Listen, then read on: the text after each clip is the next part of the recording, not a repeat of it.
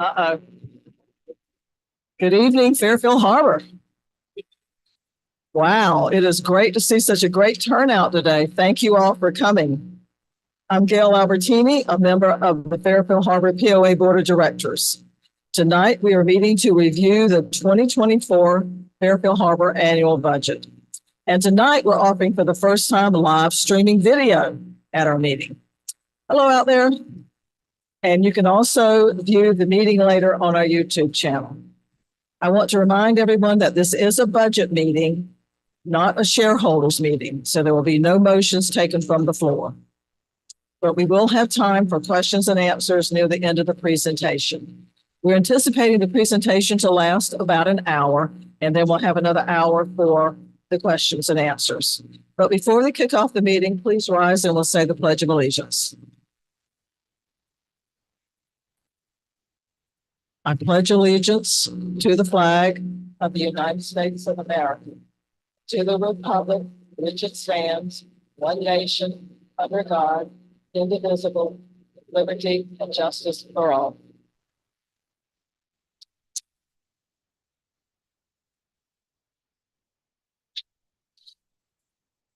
Thank you. So Fairfield Harbor has a long history. 56 years ago, in December 1968, Dale Dillahunt and Joe Galtney, two visionary gentlemen, bought 1,500 acres at the end of Broad Creek Road for $149 an acre. How about that for a deal? They named it Port of Pines.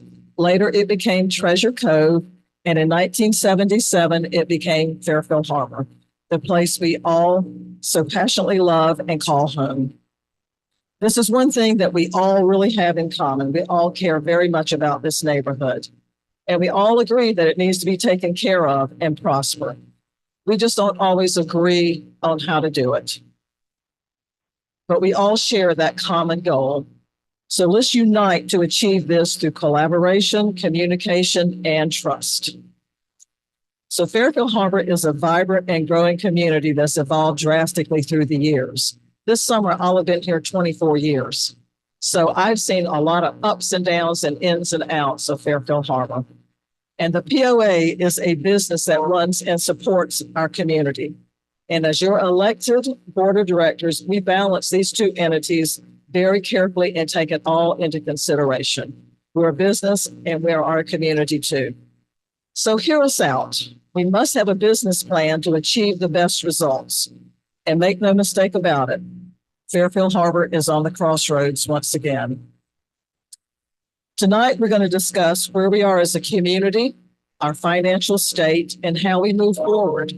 And most importantly, how we repair and maintain the 385 acres that we acquired in 2016. We bought it, now we have the obligation to maintain it. And we have a large infrastructure to maintain. We pave all our own roads out here. We have two marinas, the Shoreline Bulkhead, Golf Course, Pro Shop, the Point Restaurant, Heart Barn. And most importantly, we need to ensure that we have enough money in our reserves in the event of a catastrophe. And Fairfield Harbor has no outside money coming in. No federal, state, county, or city money comes into Fairfield Harbor. Everything that happens out here financially is our responsibility through dues, non-dues, and revenue generating sources. So many of the budget decisions were influenced by the budget survey that went out recently. We had 756 people respond to the survey. Thank you for all those who participated. And we'll get to the survey results a little later on tonight. So at the end of tonight's presentation, we'll take questions from the present audience, and you'll be allowed one question so everyone has a chance to participate. For those of you watching online, please submit your questions via email and we'll answer them just as soon as we can. So please be respectful of our guests and our board of directors presentations and hold your questions till the end. With this, I'd like to introduce our guest and board of directors. I'll start our introductions with Hope Carmichael, attorney, Jordan Price Law Firm out of Raleigh. Hope is a partner member of the firm. She started the firm in 1991, and her practice is largely involves civil litigation with a concentration on real property disputes and community association law. She has focused her practice on matters involving interpretation of restricted covenants, condominiums, and planned community associations for over 25 years, and exclusively practices in those areas today. Hope is the leading authority on legal issues affecting condominiums and homeowners associations in North Carolina. And Hope, congratulations. Hope Carmichael recently earned the prestigious spot among Business North Carolina's 2024 Legal Elite. That's a big deal. We also are proud to say we have Eric Bregman here. He is a partner with Charles Ernie. Eric joined Ernie and Company in March of 2021 after having spent 3 years in the private industry as a controller and in public accounting, working for local and national CPA firms for the past 10 years. He is extensive experience providing assurance, advising businesses, homeowners associations, and non-for-profit organizations. Eric is currently a member of the American Institute of Certified Public Accountants and the North Carolina Institute of Certified Public Accountants.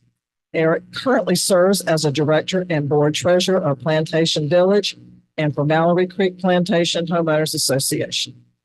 Thank you. Welcome. Our board members, we have Phil Hewitt, our president, John Rothengas, our vice president. Les Pendleton, bless his heart, he's sick. He can't be here with us tonight, but he is here in spirit, and also he has sent a video for everyone to enjoy. So those of you that know Les, you know they got something to look forward to there. David Peppercorn, Tina McLam. Bob Rudy couldn't be with us tonight either. He has surgery. We have Rich Miller, our esteemed treasurer down here, and Rhonda Miller, our beloved secretary. Okay, from the POA office, we have Jennifer Gadavis, our community manager, Kathleen Duwich, community coordinator, Pam Harless, administrative assistant, Cindy Barker, account manager, and Will Caldwell. Is Will still here? Will has been so awesome in helping get everything set up. Thank you, Will, for all your help. You've been great. So now I'd like to start the business portion of our meeting by turning it over to Hope Carmichael.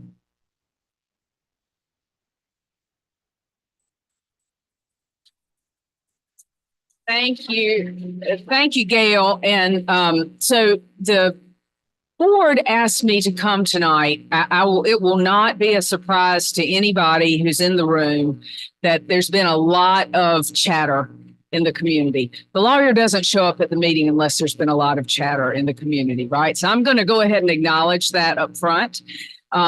Unrest in Fairfield Harbor is not something, it's something I'm familiar with. That's why I came to you in 2011 and have represented you as your legal counsel for over 12 years. But it is a place that I had hoped to leave in the rearview mirror.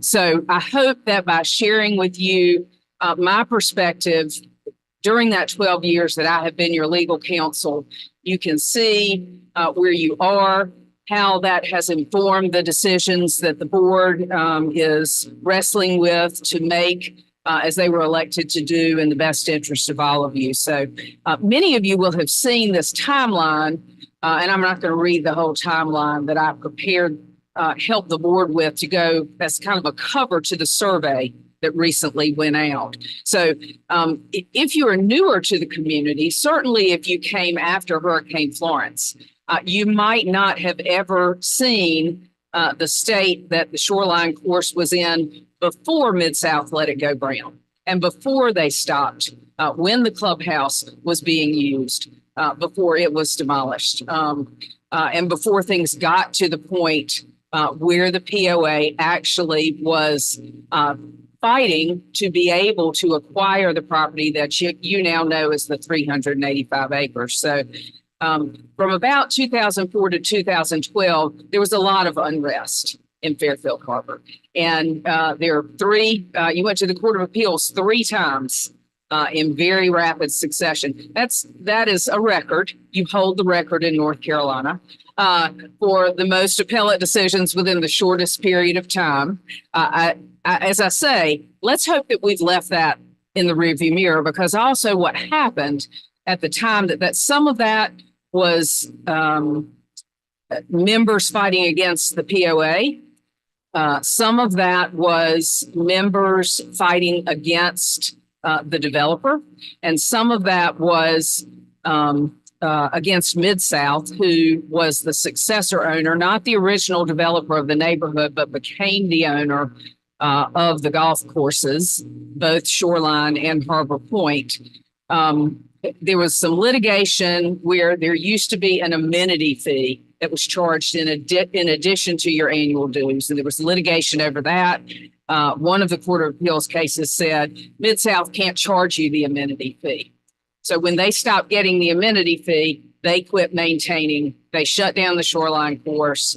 The course went into disrepair. The POA actually sued Mid-South and got a judgment for the cost of maintaining the failure to maintain the course. And then that led ultimately, when the POA tried to collect on that judgment, to Mid-South filing bankruptcy. And that bankruptcy was actually what eventually led you to the opportunity to purchase the 385 acres, which includes both what you know now as the functional Harbor Point Golf Course, as well as what I'll call the old Shoreline Golf Course, and all of those amenities that Gail, you did a fantastic job, by the way. I wasn't sure that anybody had searched title all the way back to 1968, but I think Gail almost rivals that research that I had done. So out of the bankruptcy, Jen particularly wanted me to mention the judgment, and I always gloss over that judgment because I wasn't involved in securing the judgment. But it's an important thing to bring up to you because what you, as the POA, actually sued Mid-South for was a failure to maintain the 385 acres. And you got a judgment for over $1 million against them for the costs of maintenance. And what the board's going to talk to you tonight about in the budget is the cost of maintaining the 385 acres. So when you sued Mid-South because Mid-South wasn't doing it, and you won the right through the bankruptcy to purchase the 385 acres, you're basically purchasing the right for you to step in the shoes of Mid-South and maintain the 385. As Gail says, there are different ideas about how to do that. I'm the legal opinion that tells the board what the covenants require, what the bylaws require, what is permissible for the board to do, what must the members weigh in on in terms of ownership. I have set that out. I have given that opinion in annual meetings that I've been with you over the last several years. The board asked me to put it in writing and say it again. I know that's been published out to the membership in terms of the board's decision for what to do in terms of the 385 acres. But that 385 acres is not committed to common area, okay? And so the board's point of the survey was to get the membership's feedback, and you've been surveyed, I think. I got these numbers from Jen. This might be the third time that you've been surveyed. And I think the board started out in 2018 with a survey. And of course, as we all know, what happened in 2018 that turned Fairfield Harbor on its ear, Hurricane Florence. So that really interrupted wherever that board was headed. We've now circled back. I'm glad that the community has rebounded from the unrest and the unprecedented trips to the Court of Appeals. Your property values, as soon as you bought that 385 acres, and all the realtors in the room will, I think, agree with me, your property values started going up. That's what I'm so proud of this community for, is the way you rebounded from that unrest and that turmoil. You've rebounded from the unrest and turmoil of Hurricane Florence, which devastated your neighborhood. I don't need to tell any of you that. And so I really hope that in sharing all this with you tonight, and I will be here to help answer questions when we get to the Q&A part, that you ask your questions about the legal basis, that you really understand what your covenants require. And I just want to point you to, this is what the covenants, Jen surprised me by saying that there was confusion about what the board's obligations are in setting the budget. And of course, that's what we're here to talk about tonight, is the budget. Both the DORs, as you refer to them, the original DORs and the master declaration have the same language, that the board has the power to levy against every member of the association an annual charge, the amount of said charge to be determined by the board of directors of the association after consideration of current maintenance needs and future needs of the association. There's no limitation on that, okay? The bylaws have a limitation. I think there's confusion about the bylaws limitation in Article 5, Section 5B on capital expenditures that exceed 15% of any, by more than 15%, any budgeted item. So that's talking about expenditures in any one year that are unplanned If you go more than 15% over a line item budget, it must go to a membership approval. The last time that the membership had to do that you had a capital expenditure that was more than 15% of planned expenses was when? 2016, when you bought the 385 acres. Okay. So I just want to be clear to settle that confusion, because you're here tonight to talk about the budget, about what the board's authority is. That doesn't mean the board doesn't want to hear from you. That doesn't mean that you don't have the power of the ballot box to vote in the directors that are aligned with the way you're thinking. But I just do want to be clear about all the confusion that might have been stirred up in different things that are floating throughout the neighborhood. So that's all I'm going to say for now, but I'll be here during the Q&A. John Rothengast, I'll just pass it to you, is now going to talk about the preliminary survey results from the survey that just closed out last week.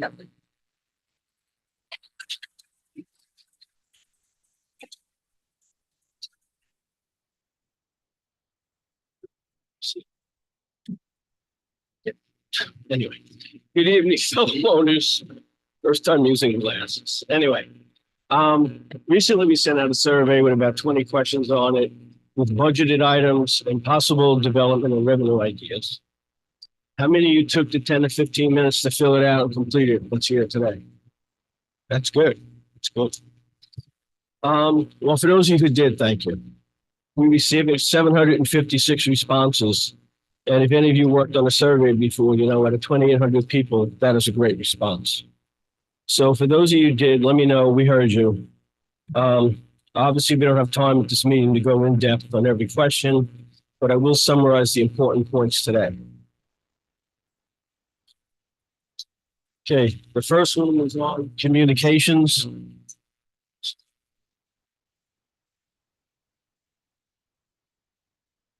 Okay, the first one's on communications, and it shows mainly the different aspects of what people use to get their information. And we appreciate that they use the beacon and the weekly update and things, because we try to put the most accurate, pertinent information into that. The other ones are all good as well. The only caveat I would say when you're using the internet, Facebook, or your neighbors, is that you also read the source documents first, so that when you get that comes with their opinion and their slant on it. So it's good to get both sides. So that's why we try to do the weekly update. We do the in-depth articles in the Beacon, and Front Steps has all the accurate information, which is now being transferred over to a new, more friendly website. Okay. That's how often do you look at the survey, at the source? That's the two things I was talking about. There's a bunch of things here on communication, is we want people to look at the things a little more often. So, which one is this?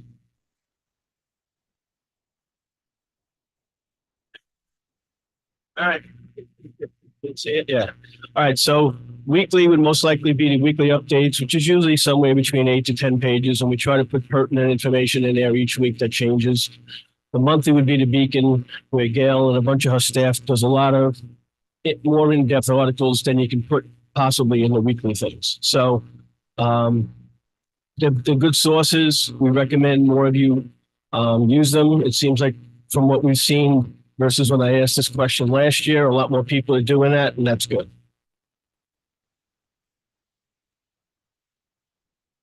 When was the last membership meeting you attended? A lot of people haven't. A lot of people today can't say that anymore, which is good. But we try to do the budget meetings and the annual meetings. We try to give you as much information as we can.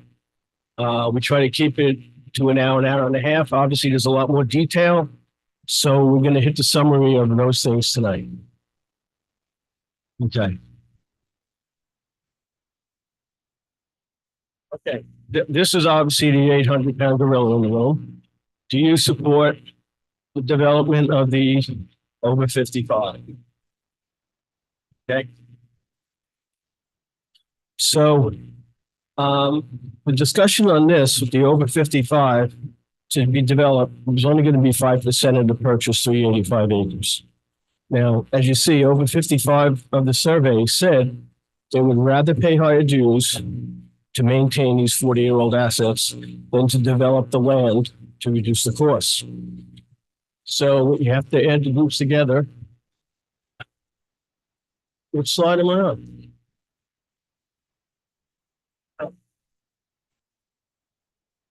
Yeah, I want the next slide. That.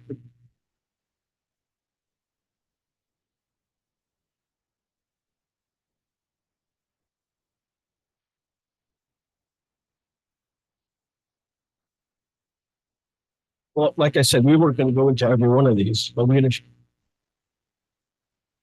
Okay.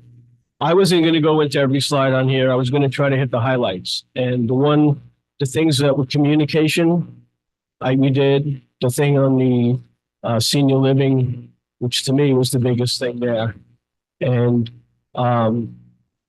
these were all different revenue streams and other things that we were talking about. But this is preliminary information. We only got this a week ago, and we haven't made any determinations on all of these things at this point in time. So this is the senior living one. That's the one I was talking about. It was real close. It was real close. What's that?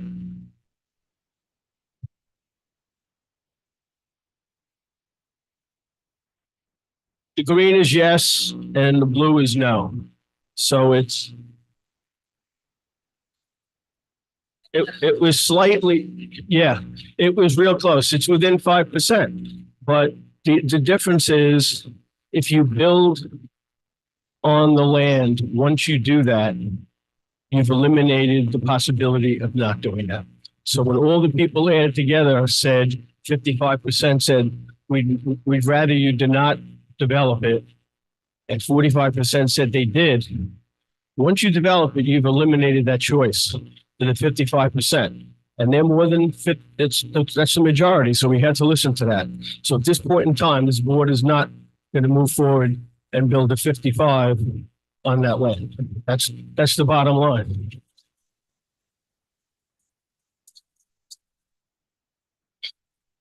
So like you said, that was a survey. I'm glad everybody answered it. That was the majority, and that's what the board is going to do. We're not going to go in that direction.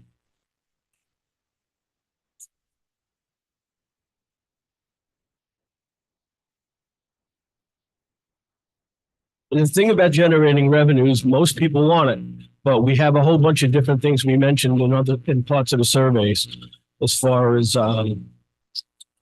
more boat storage, ramps, et cetera. The biggest thing that we're doing is the fiber, which is already in process. And the other smaller sources, we're going to have to make decisions in the future depending on different aspects. We don't have that information right now. We only have this survey for a week, but we plan on getting that done certainly between now and June when we have the annual meeting. But we don't have all that information dissected yet. It's only been a week or so. So sorry about that.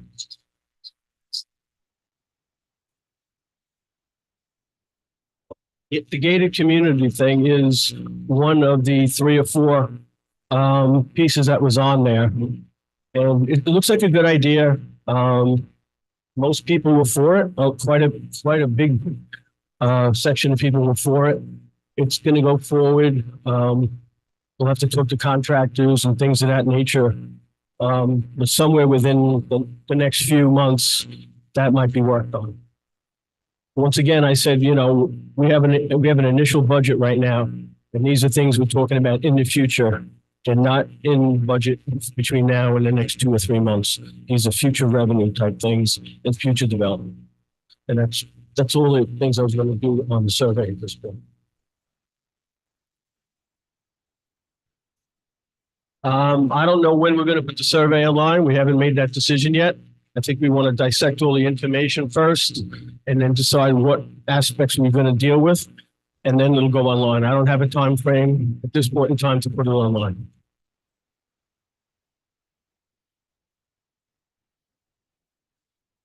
Well, let me address one item, okay? Let me address one item.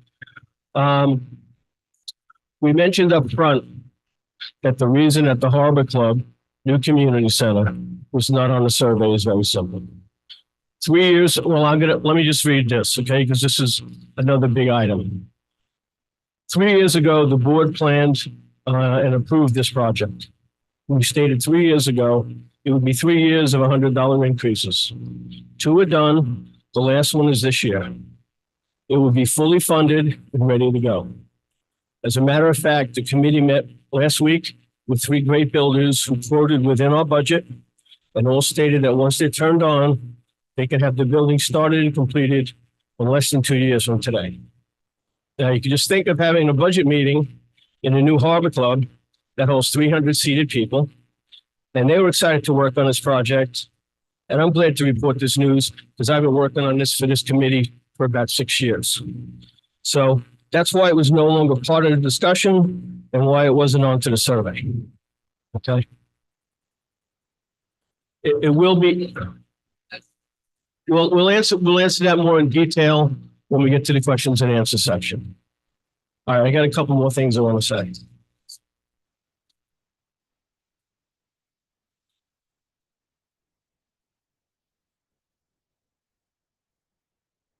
All right, as a point of reference, let me say this. 8 years ago, when I retired, we researched for a great location to move to. My wife, Deb, found Fairfield Harbour. It advertised then as a great outdoor community with boating, great sunsets, a golf course, other amenities that attracted us here. We read the financials and the DORs, and they were much less restrictive than a lot of the other POAs. Back then, it was less than $100 a month, which was a real bargain. Today, 8 years later, if you go on the Harbor website, you will see pictures showing a great golf course, 2 harbors, walking paths, the dog park, a playground at Red Sail Park, tennis courts, pickleball courts, a full restaurant right on the premises. All these amenities take money to maintain. To us, $120 a month for all these amenities in a unique place like this is worth it, and also to most of the people in this harbor. Now, I own 2 lots, so I'm paying double most of you, so I'll be paying $2,800 next year, and I still consider it a bargain compared to most of the POAs in this area. Now, you don't have to take my word for it. Research around here, go to other POAs and the amenities they have and their dues, and find that out for yourself. Just like me, most of you moved here from other locations for whatever reasons of your own. Some came here to golf every day, and now maybe like me, you have rotator cuff issues and bad knees and you can't. Maybe you moved here with a sailboat and your back dock and you sailed all the time and now you can't climb the ribbing and you sold it, okay?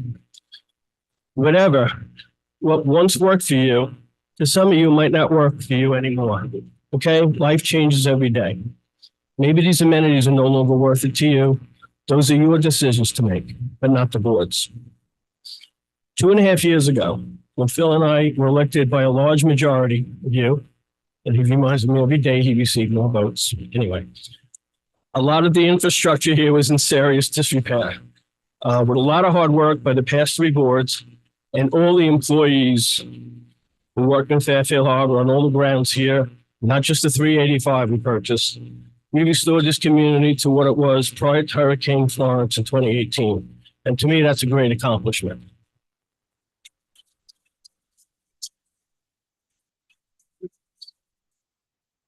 So I'll close with this.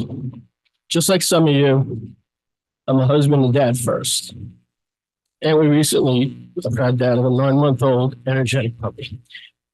But as a board member, and as a member of this board, you elected me with the expectation to maintain Fairfield Harbor to the standards that you had when you purchased here. That is my duty as a board member, and that is exactly what we plan to do. With the new fiber contract and the new Harbor Club Community Center moving forward, I believe this place will be better than ever in the future. Now, I'll leave Rich, our treasurer, to go into the details of how we're going to accomplish that in his presentation. But I want to thank you all for your time. I'm going to introduce Eric Bregman, who's our accountant.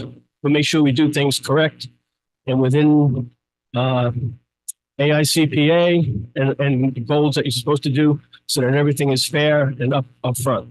So Eric, thank you.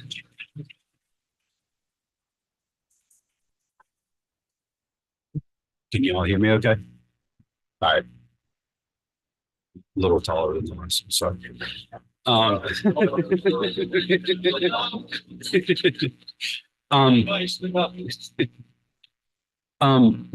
of what you're going to hear tonight is about the future, but I kind of want to talk about the past a little bit because as accountants, we permanently work in the past.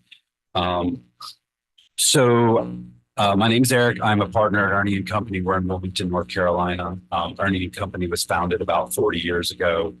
And when Chuck Ernie started the firm, he cut his teeth growing the firm on homeowners associations. It's one of the pillars of our practice.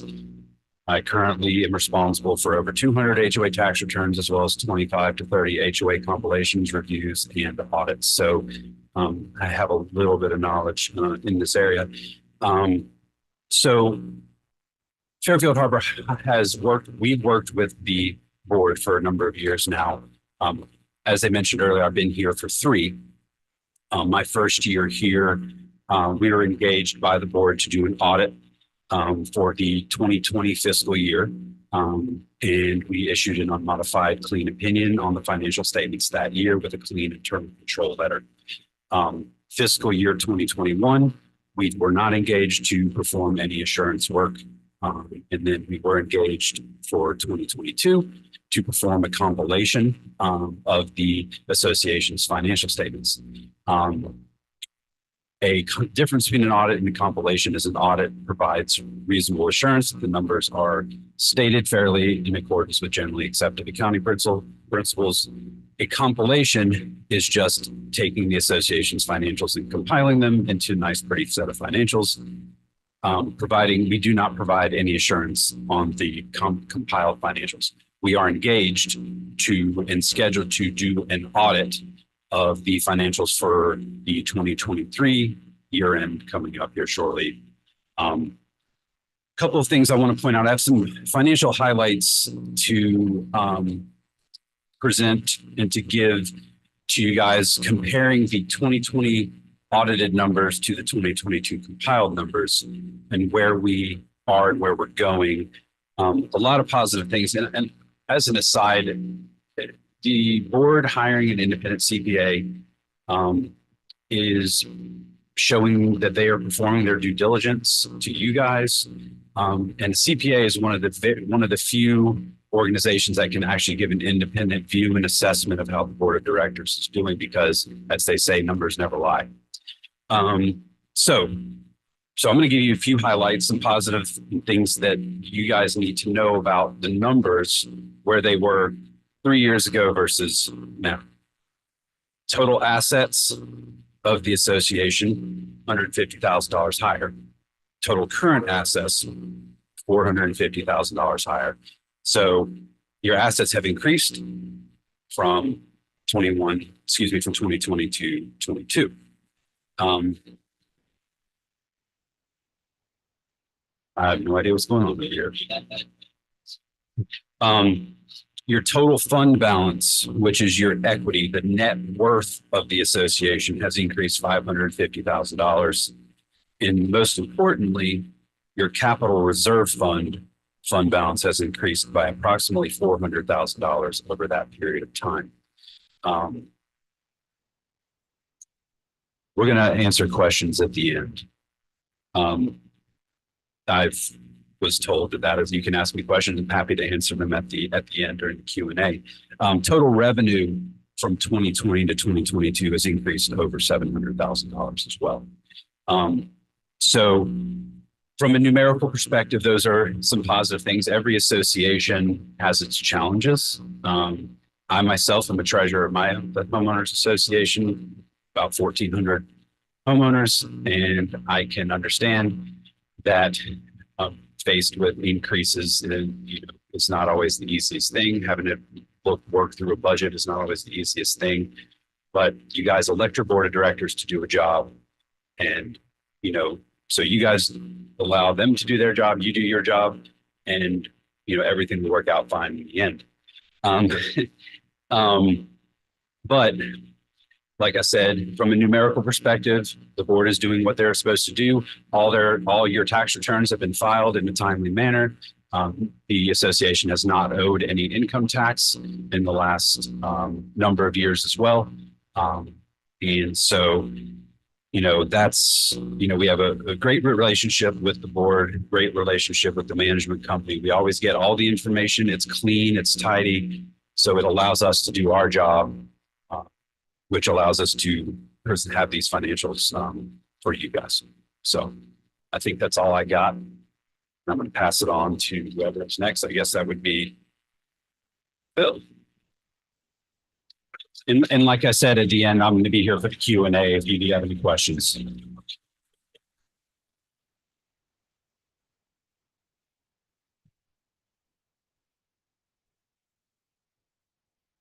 With a show of hands, how many people were here at the annual meeting in June? Okay, a lot.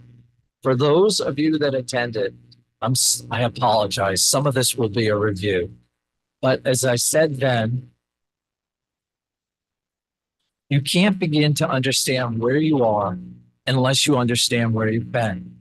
As Hope has laid out the history of the 385, allow me to discuss the economics of that purchase and the financial impact of that decision. Before I do that, I want to say, I know I can be misunderstood. People can take me the wrong way. I am a businessman at heart, but I love Fairfield Harbour. Please don't judge how I have to deliver the cold facts of numbers, but by how and what has been accomplished and how after meeting me one-on-one, my intentions are pure to bring Fairfield Harbour to the best years yet. This community attracted each of us for a different reason, but we all want the same thing: a prosperous, fun, beautiful place to call home. I'm not going to, thank you.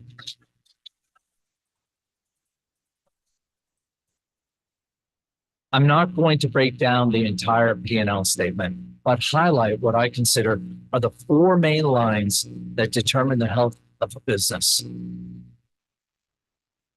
The first one is revenue. It's basically the money that's needed for budgeted expenses. The next one is collections, money owed and the likelihood of ever getting it. The next one is bad debt. It's basically money not collected and you probably will never get it. It's going to have to be written off. And EBITDA, my favorite one. That's the money above or below the profit line. So let's go back to that year of 2016 when we made the purchase. Let's see what it looks like. Let's pull up revenues. Wow. $94,000 less than what you actually estimated. That means something's not going to get paid. Something's not going to get done. Let's go to collections. Wow. Another 131,000 in the hole. That's in the low 90s. That's what we would call a poor rating. The likelihood of you getting that money is slimmer and slimmer as each day passes. Let's look at bad debt. $325,000. That's 15%. That's 3 times the national standards. You're not going to get that one. Okay. EBITDA. $659,000 below the line. That's what you owe. Okay. That's 29% of the budget. So basically, for every dollar that you took in, which you weren't even taking in a dollar, as you saw in the revenue, 30 cents of it was gone before you could even do anything. Those figures should scare you. But we borrowed almost $3 million on top of that in the same year to buy 385 acres and all its liabilities. That means everything attached and on that property. Acquiring the 385 was a huge accomplishment. And what best way to forward Fairfield Harbour? It happened because of dedicated residents that wanted Fairfield Harbour to succeed. Let's review what we got in the deal with open eyes. First, we got a clubhouse that needed to be torn down. Second, we had a swimming pool that had to be totally removed and then filled in with dirt. Third, we got 3,000 feet of failing seawall. Fourth, we got 2 marinas dilapidated and needing to be rebuilt. 5, a golf course that was losing money. 6, a bar and grill, which was not profitable.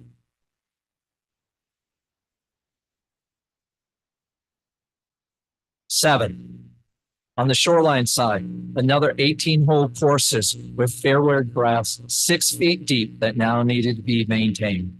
And the last one, which wasn't up there, 10 plus miles of cart paths. To make this easier to understand, I'm going to break down the 385 acre problem. And it helps that the 2 parcels are separated for the most part by Broad Creek. Okay, for argument's sake, I'm going to refer to the 2 different sections as 200 acres for simplicity. As you see up on the slide, all that lime green is what 385 is. The first acres, or the first 200 acres, consists of the working golf course in the restaurant, and the second 200 acres is the defunct golf course on the shoreline side. Let's review the 200 piece that makes up the dark side. That's on the right-hand side of Broad Creek over there in the lime green. So this board, and it's very important to understand that we inherited this situation and we are committed to restoring it to its glory. But we can't do that without a sound financial plan. We were handed a reporting structure that was rolled up into a single balance sheet. That meant no subtabs to break out profit centers to try to manage and understand true costs. Unless you knew how to read a financial spreadsheet, the average person assumed everything was fine. This board's business style is to understand each entity and focus on where we need to devote time and attention to bring about a profit. Some things you just can't sugarcoat. And a real kicker here is you had a golf management contract that stated your businesses were private amenities without any performance goals, objectives, or quantifiable targets. No wonder you couldn't get out of the red. Here's the bottom line. We were losing on average $50,000 per month, keeping them private as stated in the contract, even though this was always a public golf course and restaurant. Plus, let's not forget the additional $30,000 a month payment for the 385 loan over the next 10 years. But now we own that debt and it's our obligation to maintain. This board believes that Fairfield Harbor should be run as a $4 million plus corporation. Remember, it is legally registered as Fairfield Harbor, Inc. and should be operated as a thriving business. The first step was to create a P&L statement for each of our profit centers. This was no easy task from an accounting standpoint. This meant every component from the golf course and restaurant were separated, itemized, posted, and reclassified to the appropriate GL codes for each enterprise center, even down to having separate and dedicated phones for each business. By getting granular, we could see trends versus making assumptions without true data. The second step, we needed a new contract. Not a golf management contract, but a community management contract. Don't blame our business partners, Trim, because they were basically told, don't spend any money. Because quite frankly, we didn't have it. Our new contract has aligned our goals to be self-sufficient. There is a clear performance matrix in place for each enterprise center. Incentives to be in the black and a collection program to ensure our financial strength. We are telling them, let's make money. In the interest of time, there were 10 steps in all. that included things like rebranding, using economies of scale, and establishing new revenue sources. These all can be found on our new webpage that will be discussed later. Let's compare the numbers running it now like a serious-minded business. No smoke and mirrors here, no out-of-control spending, just a sound plan that has a 3-year goal to be self-sufficient. Let's pull up 2022. Revenues. Wow. We actually had we brought in 34,000 more dollars than we actually had budgeted for another project, for another expense. Let's look at collections. $99,000 above what we actually could collect. We were 102%. That meant we not only collected all our bills, but we were going in the rears and getting more. Bad debt. Okay. It was down to $105,000. That is 2%. The national average is 5%. We beat it by 3 points. That's amazing. And EBITDA, all right, we didn't hit zero. We hit $84,000 that were in the hole. That's an 800% improvement. That says it costs everyone $30 a year to have a restaurant and golf course in your backyard, versus before it was over $235 per lot owner. This was done just by running them like an actual profit center in year 1. You have already heard from our accountant, Eric, and our treasurer, Rich, will also echo that we are far from having any financial problems. In fact, we are in the best position going forwards. Now let's address the other 200 acres, the defunct golf course on the shoreline property. Oh, okay, that's good. Can you go back? Yep. We don't have that, but everybody knows the shoreline. It's on the other side of actual Broad Creek.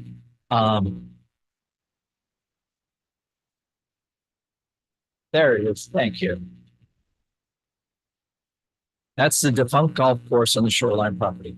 As previously stated, when you bought the land, you also took on the responsibility for all the infrastructure. However, it was not like it was pristine. The defunct, it was neglected, and it was beyond its useful life. In fact, this is one of the reasons why Mid-South, as Hope explained, went bankrupt in the first place. They were pocketing the monies and not reinvesting in the property. Let me remind you again, just 3 of the 8 liabilities that we talked about. 3,000 feet. Yep. There you go. We have 3,000 feet of failing seawalls. Okay. We have marinas dilapidated and needing to be rebuilt. Okay. And then 10 plus miles of cart paths.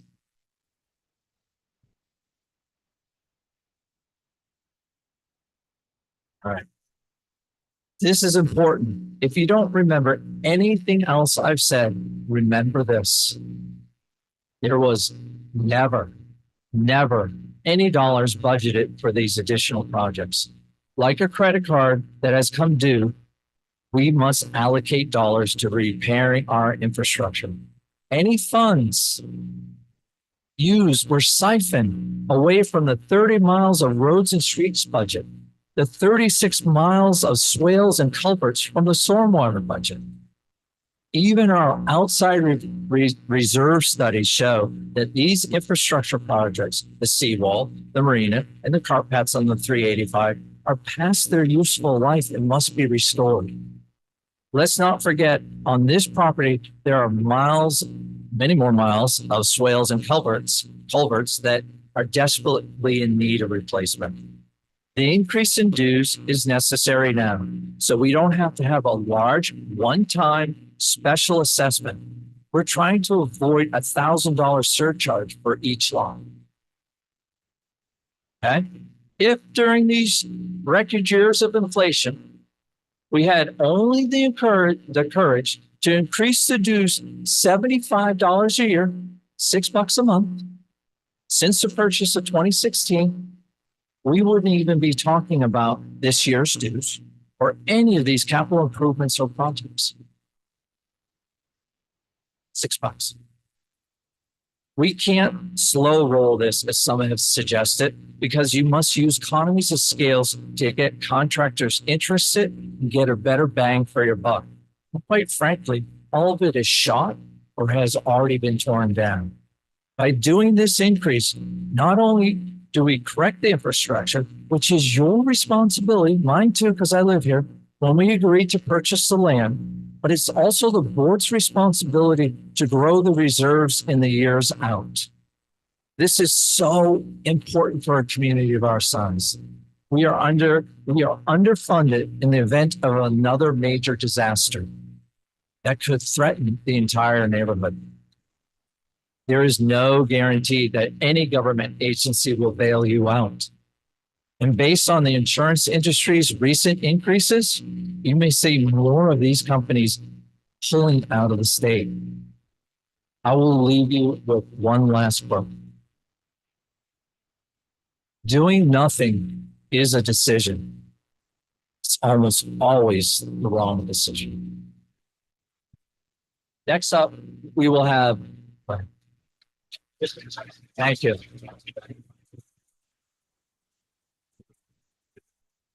Next up, we have Les through the magic of TV and YouTube. He's sick with COVID. Excuse him. You'll hear him cough and his nose will run through it. But he wanted to be here and he's going to take us on a journey of some of the roadblocks that we have faced.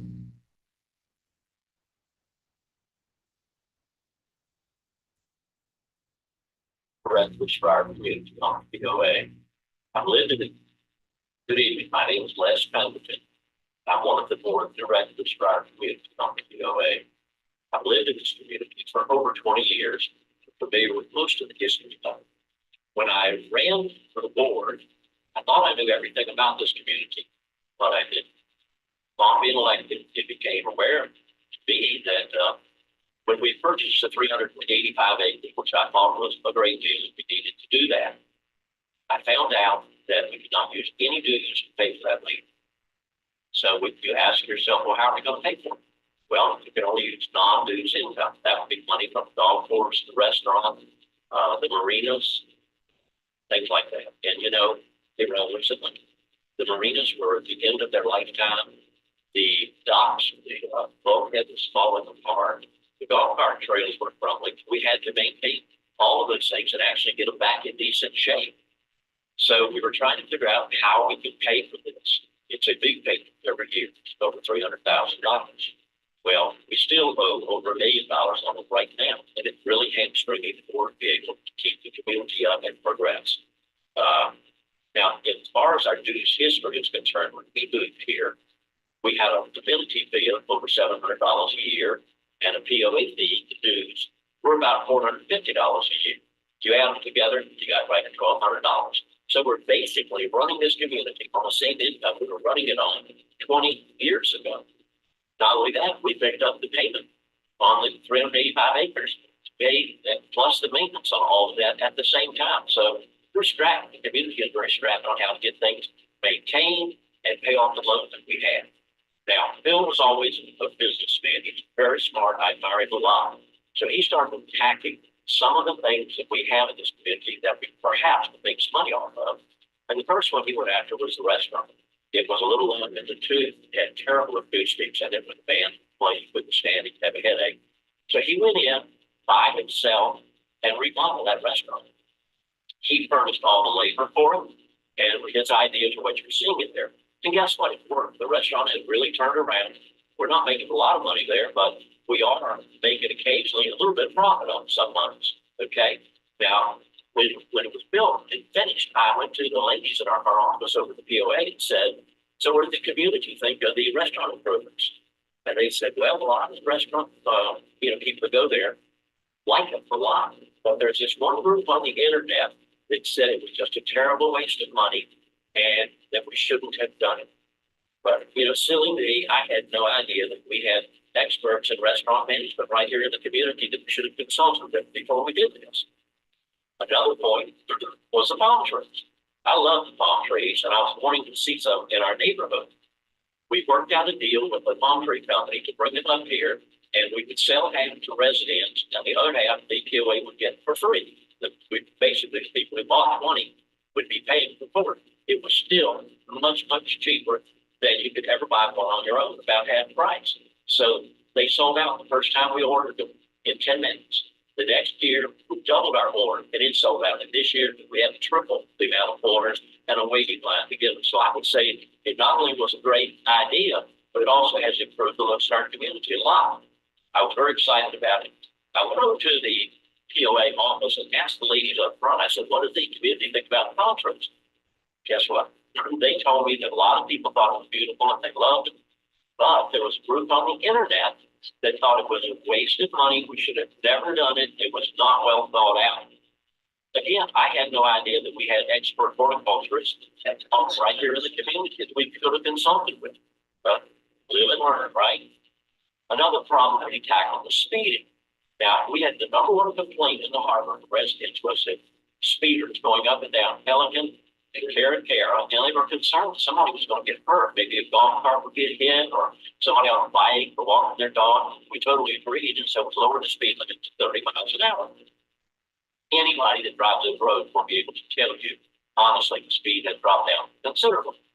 If you don't think it was needed, you'd probably be shocked to find that some families got as many as 19 tickets before they woke up and realized you cannot speed on this road anymore.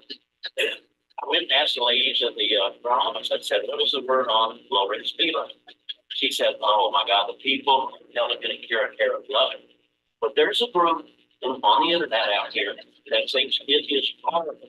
As a matter of fact, one of them posted out there that her parents were drag racers, so she came by it naturally and really could control herself. Thank God her parents weren't bankrupt. That's all I can say. Another thing that Phil undertook to try and improve the business at our public restaurant and our public golf course was to generate some business there. And he thought that the sign out on 55, which has a tremendous amount of traffic, would help.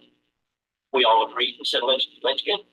He got what we considered a heck of a deal on the lot out there and paid for another sale of another lot here within the community. So it didn't lower our savings by doing that.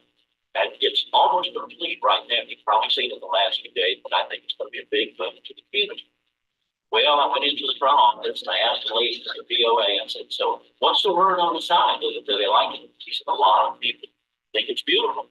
But there is a group out there on the internet that thinks it's a waste of money. It was done with backroom deals. We should have never done it."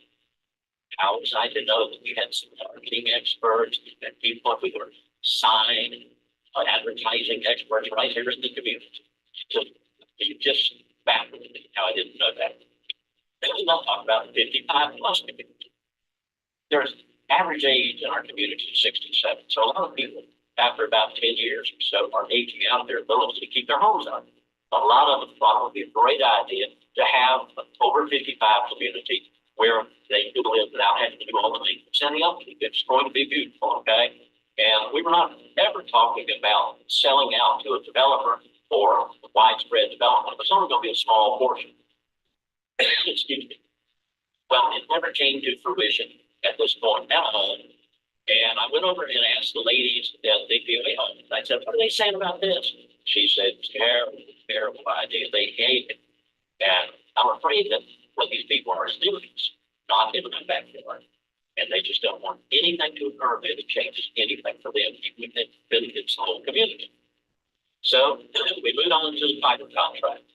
Now, Bill found a company that was willing to come in and front all the money to establish a new option for us to use to get our cable and our internet here in the community. They were going to front it all. It would be a higher speed. It would be less money for everyone. It sounds like a great idea, and the community would get money back from it every year. So we entered into this contract. They're starting to do the work right now. They say within 18 months it should be done. But when I asked the girls at the POA, I said, "What are people saying about that?" I just needed to ask. It was all a scam. It was all backyard deals. It's going to cost us millions of dollars to get nothing out of it. I had no idea there were telecommunication experts out there just waiting to pounce. Last thing I want to talk about is the Harbour Club. When I ran the POA board, I made no bones about it. I wanted to have our Harbour Club replaced. We had a nice one here when I first moved here, a place where the community could all meet, have events, and have run to house everybody, unlike where we are tonight.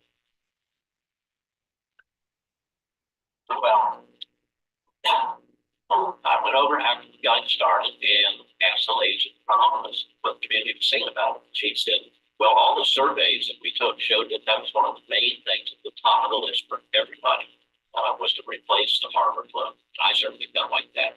But she said there is a small group out there on the internet that thinks it's just a hard it's going to cost us millions of dollars, even though it's all totally budgeted for already. So my question is, to them, what can we do? How can these people ever brought us any positive ideas or plans to improve anything?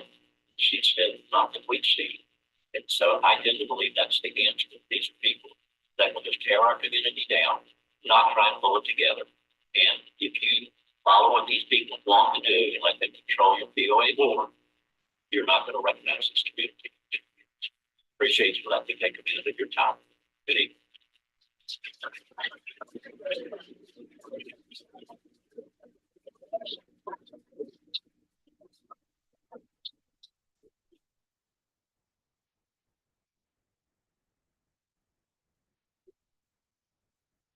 David.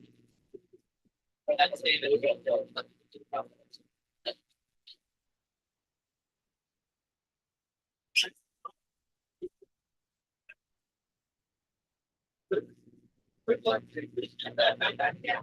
Being in the entertainment business, that's a hard act to follow. What I want to talk about is, the projects that we've got going right now. We've got I think the first thing we're showing is the sign out that Les just mentioned a minute ago. And as you see, it's been out there. It's not complete yet. We're waiting on Duke Power to come and hook up the electricity for it. As you can see, it's going to say the Harbour Point Golf Club, and it's going to show public golf course and restaurant. I hate to admit it, but until I was elected to the board, I didn't realize that this was a public golf course. I thought it was a private golf course, and I've been here 20 years. That tells you how smart I am. But anyway, that's the idea is this whole sign is we're trying to increase our revenue. And generally, a restaurant spends 2 to 3% a year on advertising. And this is going to be our number one way we can advertise to the traffic that passes by our property every single day. It's also going to have we have a new logo there. You see HPGC Golf, which is much simpler to write and remember versus Harbour Point Golf Club. And we've also going to have a little electronic sign showing the specials that we're going to have for golf specials, the tournaments that we're going to be having, as well as specials at the restaurant. And that's going to be changed very, very often to reflect. It won't be up there for weeks at a time. It's when something new is going on, people there will be able to see it right away and be able to know they can just turn right there at the light and come down to the golf course and the Harbour Point restaurant. This is the new marina that's going up at Birdland. And if you can see it, it's very, very well built. We're using the cement slab sheets for the decking, better known as hog slats. We had Doc put it our place up at Pamlico Beach that way. And once we've had it in, we have no more problems with the water coming up. We've replaced it 3 times, and our neighbors have replaced theirs 3 times. But it's a great marina. You'll see the size of the timbers that are there. It's going to be sturdy. It's going to be reasonably priced, and it's very close right to where our folks live, and it's going to last us for another 50 years, we hope. We're also doing a combination of front steps we're merging our front steps, which is our kind of news platform, with Appfolio, which was our accounting and billing website or platform. We're going to merge those two together and to make it very, very easy for us to get news, pay our bills, see what's going on in the community, have answers to our questions that we ask right there on the internet. Now, this is going to be available on several platforms. You can have it on your computer, you can have it on a tablet, you can even have it on your phone. So you can have all that access to this information on one easy to use platform. And I can't read what the thing is, but the different things that you can ask there on the thing, or what are my bills that I'm having to pay now, and that type of thing. It's going to be all be available there for us there, which is going to be very, very nice. And so that's what I've got coming up. And now I'm going to introduce our famous treasurer. Yeah. Rich Miller.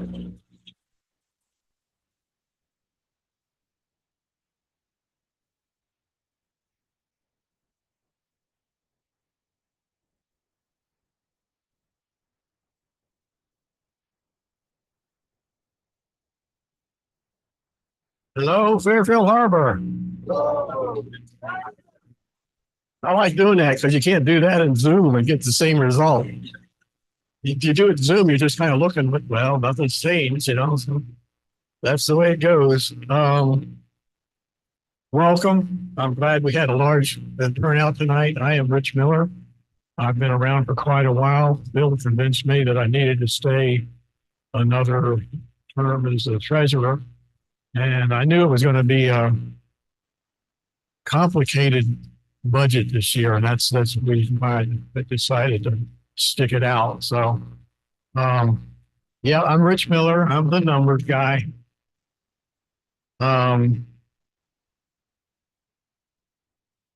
If you go out on front steps and you look at the budget, there's about 9 pages of detail. And we're going to go over every piece of detail tonight. You're not going home till 2 o'clock in the morning. I just thought I'd say that. No, really, I'm just going to look at the highlights and kind of give you some perspectives of where I think we are as a harbor, and give you some behind the scene things that you don't know about, and kind of like we've had a history of where we were and we got a vision of where we're going. But there's a lot of activity that took place to get us to where we are now. For example, I'd like to kind of get a survey of my own going here tonight. How many of you are new residents within the last 3 years? Holy cow. How many of you are new residents from 2016 to now? Same people. Okay, good. You bought it at a good time, by the way. I moved here in 2010, but I started building, bought property in 2007, started building in 2008. But between 2008 and 2015, I think my property value went down about 15 to 20%. Then we purchased the amenities. And ever since then, it's been going up. And I think with the vision that we've got tonight, it's going to continue that trend and even get better. So a few of the highlights that I want to give you some background of how we got to where we are now with some behind the curtain type stuff. I see there's a lot of directors here that we had from prior meetings. Can you directors throw up your hands? Yeah, here we go. Yeah, Wayne's here, Dan's here, Mitch is here. I joined as a treasurer back in 2015, before we purchased the amenities.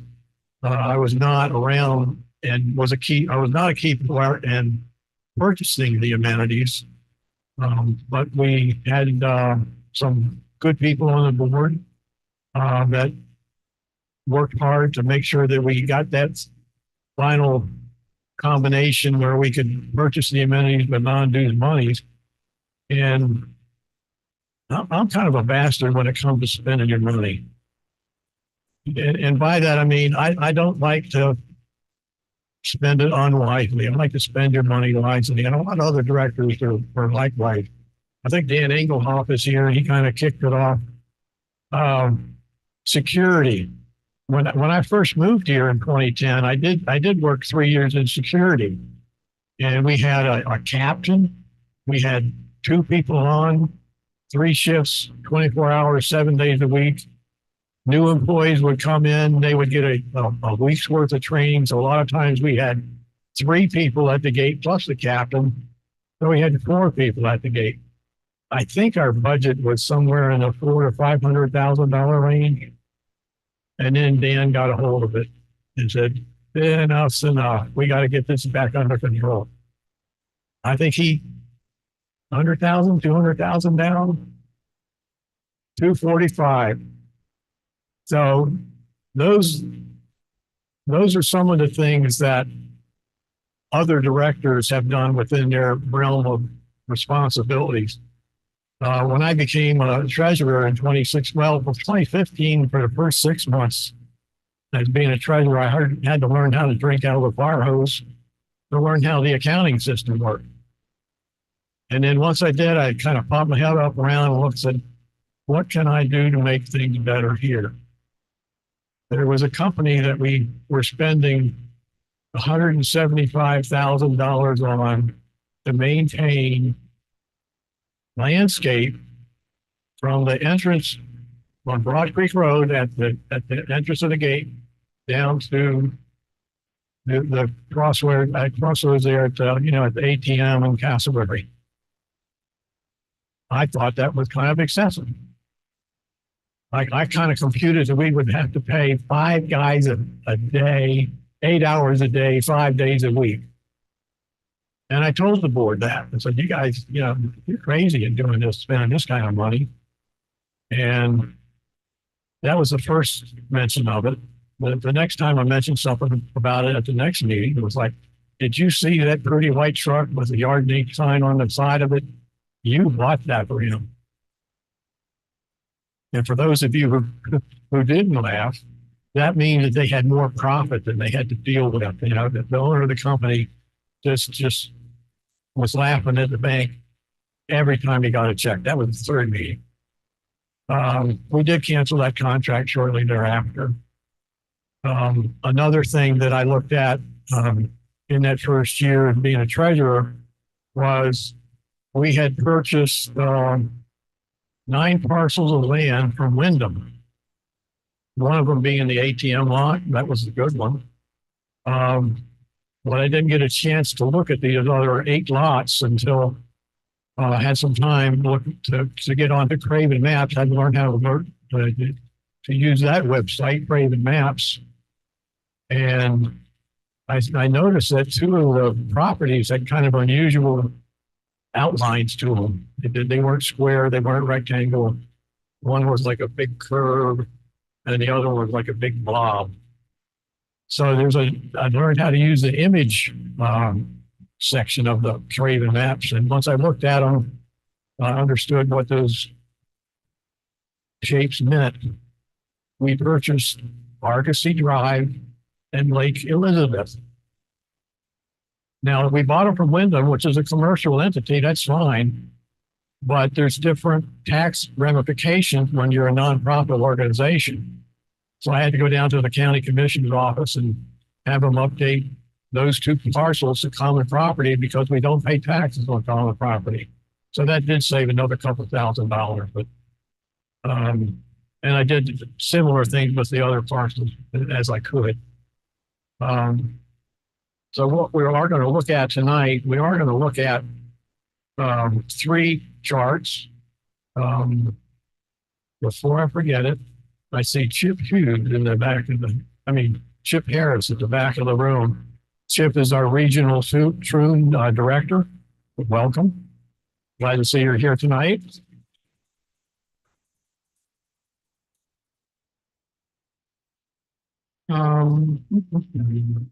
Let's go ahead and start on the first chart.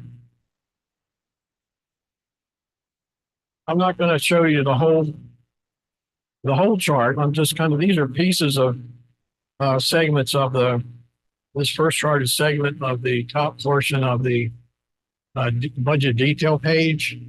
And we're going to talk about POA owned lots.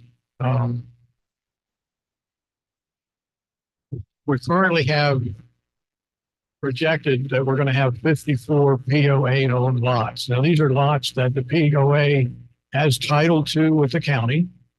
And what that means is we cannot build dues to those lots because we own them. It would be a surplus, so we don't want to do that. The way I got there is I had 59 lots that the Indigo Finance sent down to me, and I'm projecting that we're going to sell at least 5. So that's how we get to the 54. Back in 2015, we had over 180 lots that were owned by the POA. And Bill was talking about bad debt. That's a big driver on the bad debt. So we are down below 60. That's that's 120 lots down. So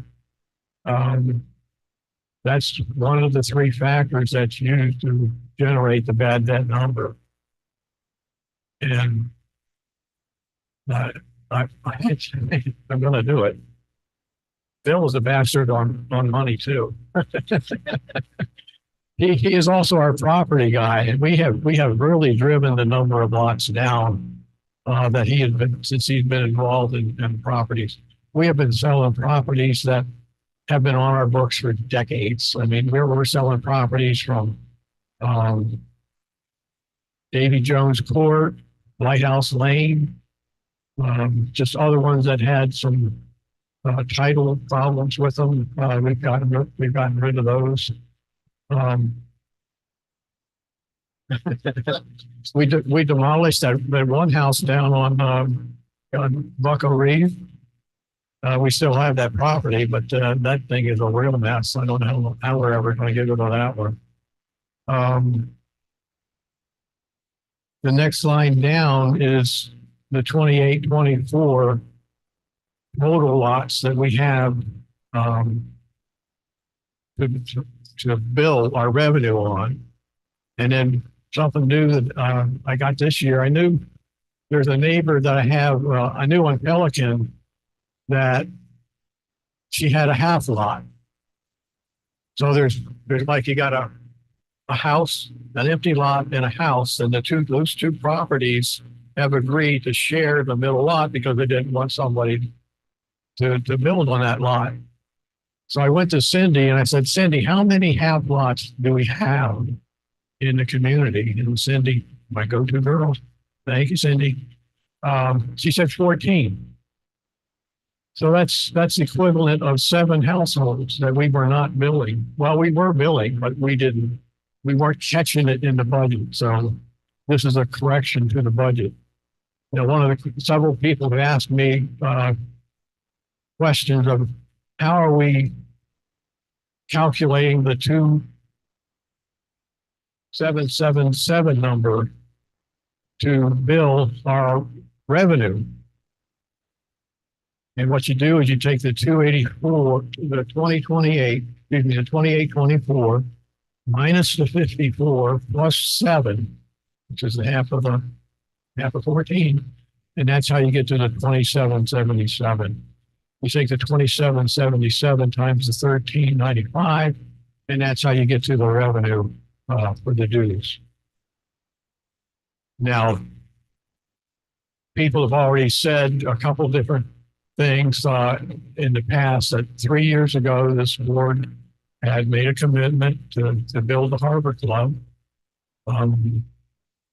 We would do that by raising the dues for 3 years consecutively at $100. So the dues normally this year would have been $12.13, but then we had to add in the other 122 for the amenities reserves that we're going to improve over the next 3 years. And that's the next chart.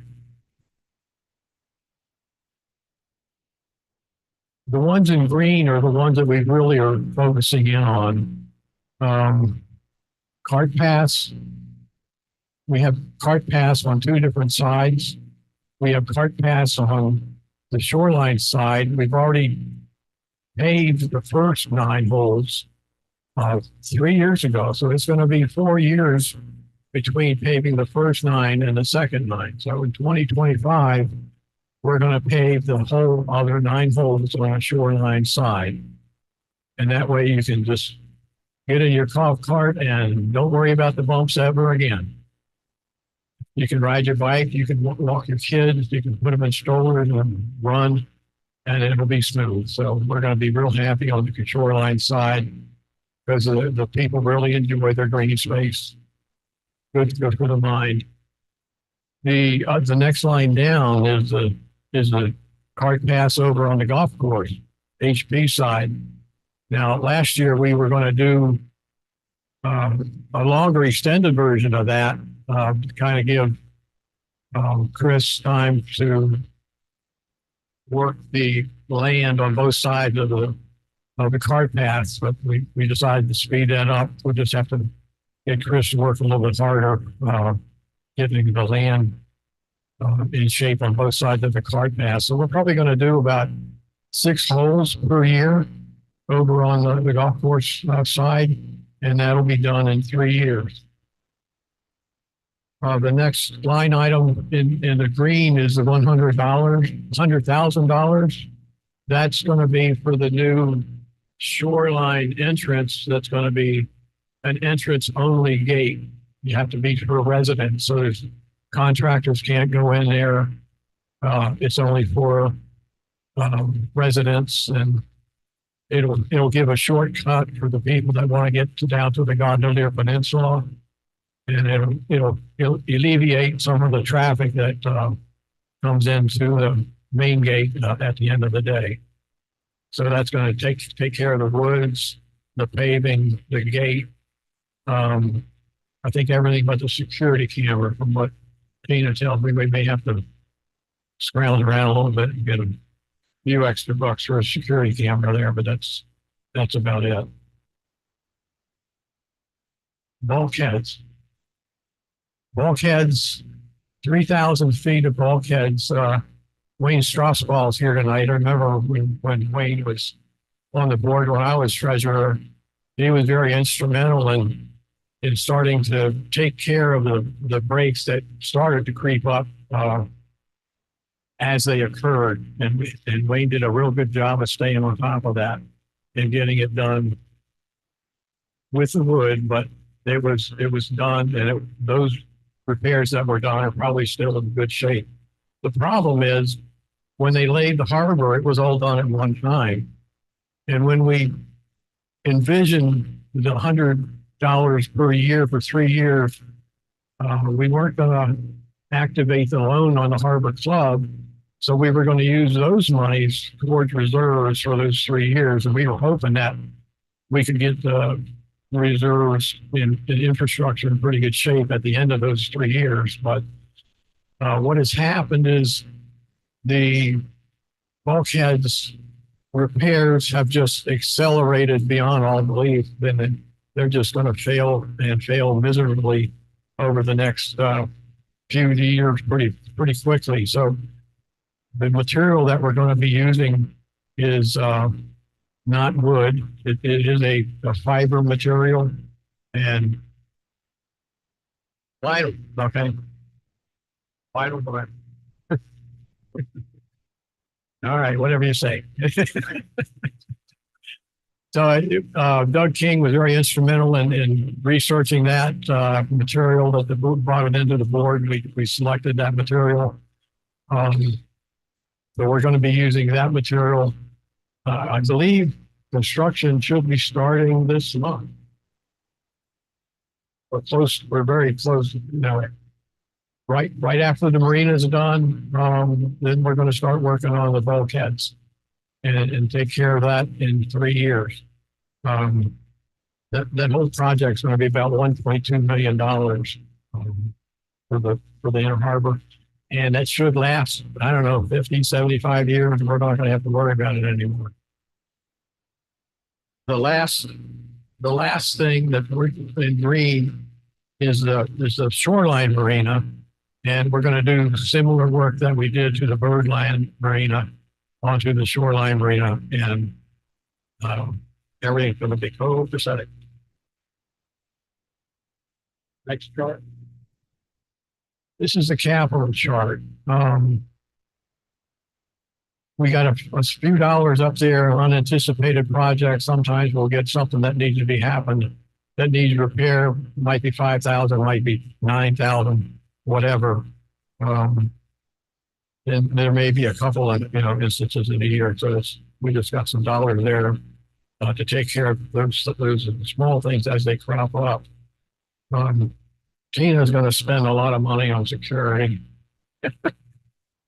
Actually, this is going to be tied in with the fiber. We're going to spend $111,000, and we're going to get new cameras for the security.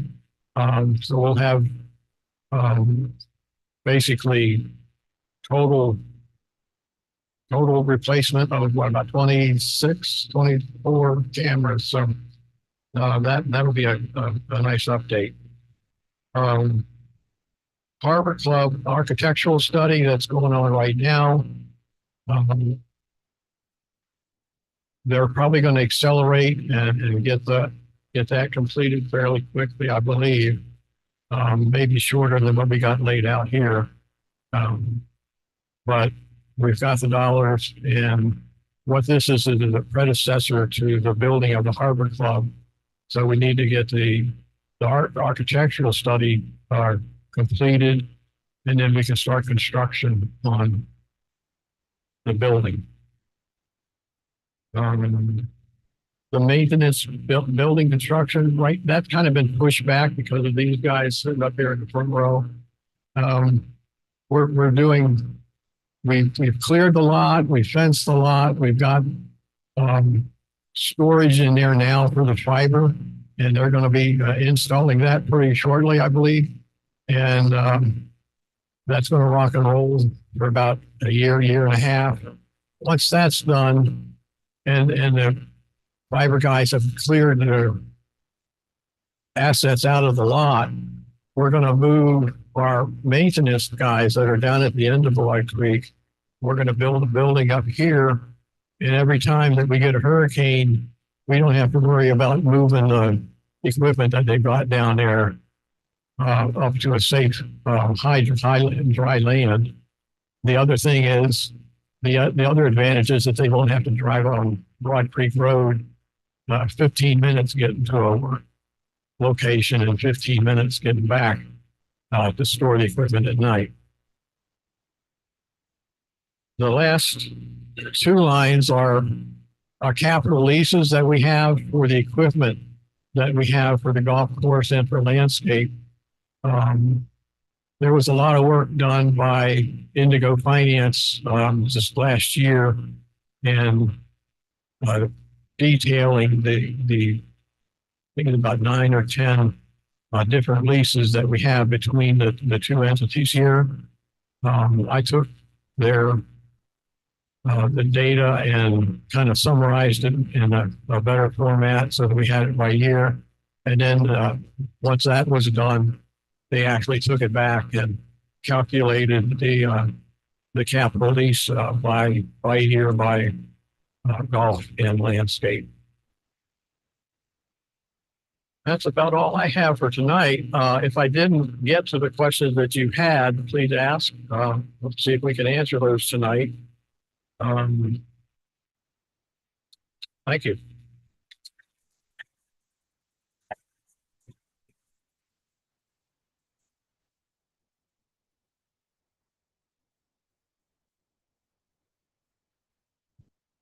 Good evening, everybody.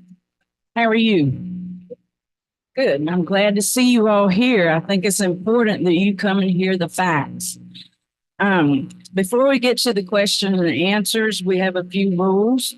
And I can tell you a little bit about rules, and I know some people don't like rules, but I was born and raised in North Carolina, and I've traveled all over this state, and I've seen a lot of things, but I can tell you, this is the best place I've ever lived, in Fairfield Harbor.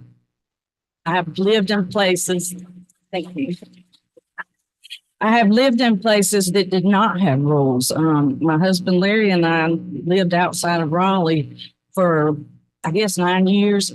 And there was no HOA or POA there. And we knew some of our neighbors and thought they were all really nice.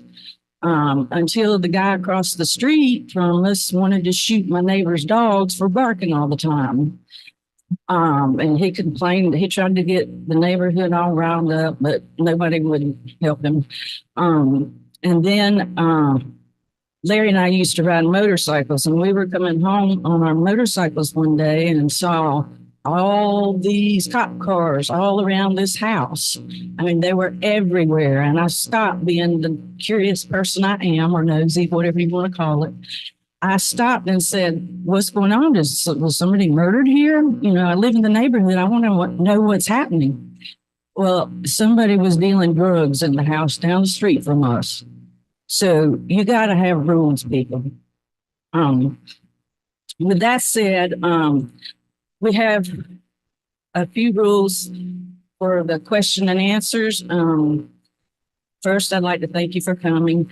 And the first rule is, before each question, please state your name, your address, and how long you've been a homeowner here.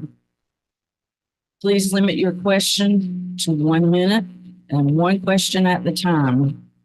After I'm finished speaking, you will line up on the blue X in the middle of the aisle, and Kathleen in the back with the POA office will be holding the mic for you, so you don't have to worry about it. You will be timed.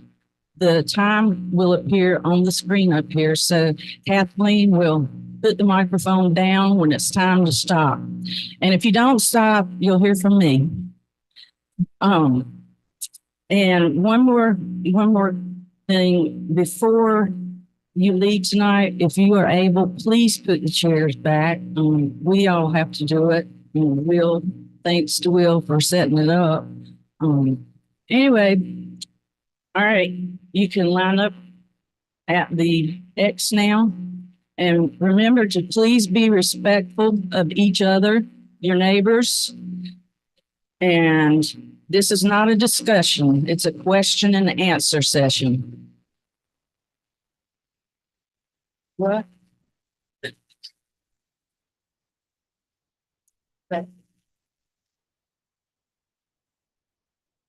Okay. Here we go. My name's Don Moore. I'm at 1003 Caracara. I've owned my home here since 2014. And I'd like to ask Hope, the question is, the second entrance to Broad Creek, those are going to be deeded lots, number 119 and 120. The DORs state that these homes shall be subdivided to number lots for residential purposes only. And the section 4 says no lot shall be used except for single family residential purposes. Now, putting the gate on there, how does the POA board justify the DORs without having a vote on that?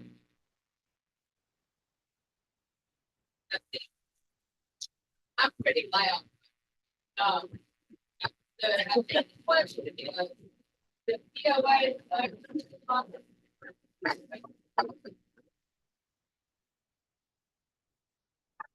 I think the question is, the POA owns 2 lots that they intend to, by the way, this, I'm not sure how this relates to the budget. So I'm off the cuff on this answer. I have no prep for this. Okay.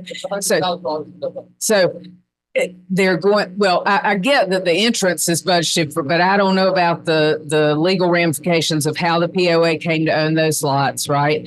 But once the POA owns property, there is a process for the POA to convert that to common area to be dedicated. So all of the property within Fairfield Harbor is intended either to be a residential lot, so not commercial purpose, or common area. So I think that the POA's intention, if there are these 2 lots, is to convert that to common area, which means it could not be developed. It could be, I guess you could take the gate down later if they wanted to put it back to a residential lot. But there are only two purposes for which that property, if it's already subject to a plat, can be used. And that's either as residential or a common area, but not commercial. I haven't reviewed the deed. I'd be happy to look that up if the POA has a concern about that. One question only, please. Go to the back of the line if you have another question. Mr. Hewitt, you could probably answer this one yourself. I've been asked. Oh, I'm sorry. I'm Robert Felt. I live on 6312 Gondolier Drive, and I've been here about 8 or 9 years. A little over. I've been asked this question a couple of times recently, and the question is, when do we, the property owners, get to vote on the budget? Yeah. We don't. We don't get to vote on this either. And No, that's correct. Thank you. My name is, let's go back up a full minute, please. Come on, pick it up. I'm watching it. Oh, minutes in, I'll take that. Okay. My name is Steve Skiffington. I live at 5602 Gondolier Drive. I will not tell you how long I've owned the property because I don't see the point other than to classify people and set them in opposing camps, and I will not do that. I don't have a question. I have a statement. I am extremely disturbed by some language coming from the board in regards to property owners. And I will give you two examples. One came from your introduction to the survey that just came out. And it said, quote, the board wants to avoid having the progress and forward momentum stagnated by distractions of reacting to negative feedback. Opinions of homeowners need to be addressed. They're part of your job. Secondly, and I did not bring a copy of what I'm going to tell you now. I believe it was from the letter that your attorney wrote that was released. In that, you named a person who's active in the Stop Fairfield Harbour thing. And you had language to the effect that he has a history of suing people, blah, blah, blah. That shows me that you're getting into people's personal. Okay, time's up. And I would like to respond to the first part of that. I am a newbie, you all, most of you know, but I've seen a lot of nastiness on Facebook. And in fact, I saw myself called a liar yesterday or day before. But yeah, we hear a lot of things and being called names, and we're trying to take the high road and stay above that by not answering on Facebook. But that's just my opinion.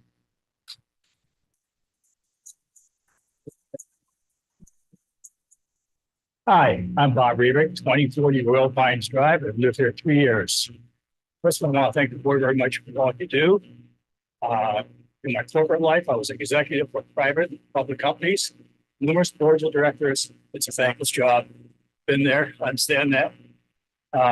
With that, my question is basically, I looked at the budget for 2023, and we missed our income by about 2.5%, but we missed revenues, any revenues by 11%.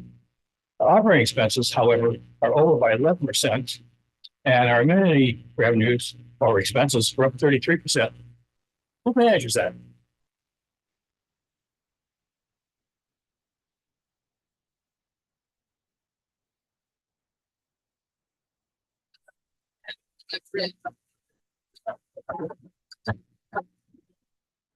We have monthly meetings where we review all of P&L and balance sheet accounts. And I present to the board where we stand, the Problem is if we do not get everything on an actual timely basis. Indigo Finance gives us data about a month late, and then I've got to turn it around and present that to the board. So When the cut, when the ad based on revenue.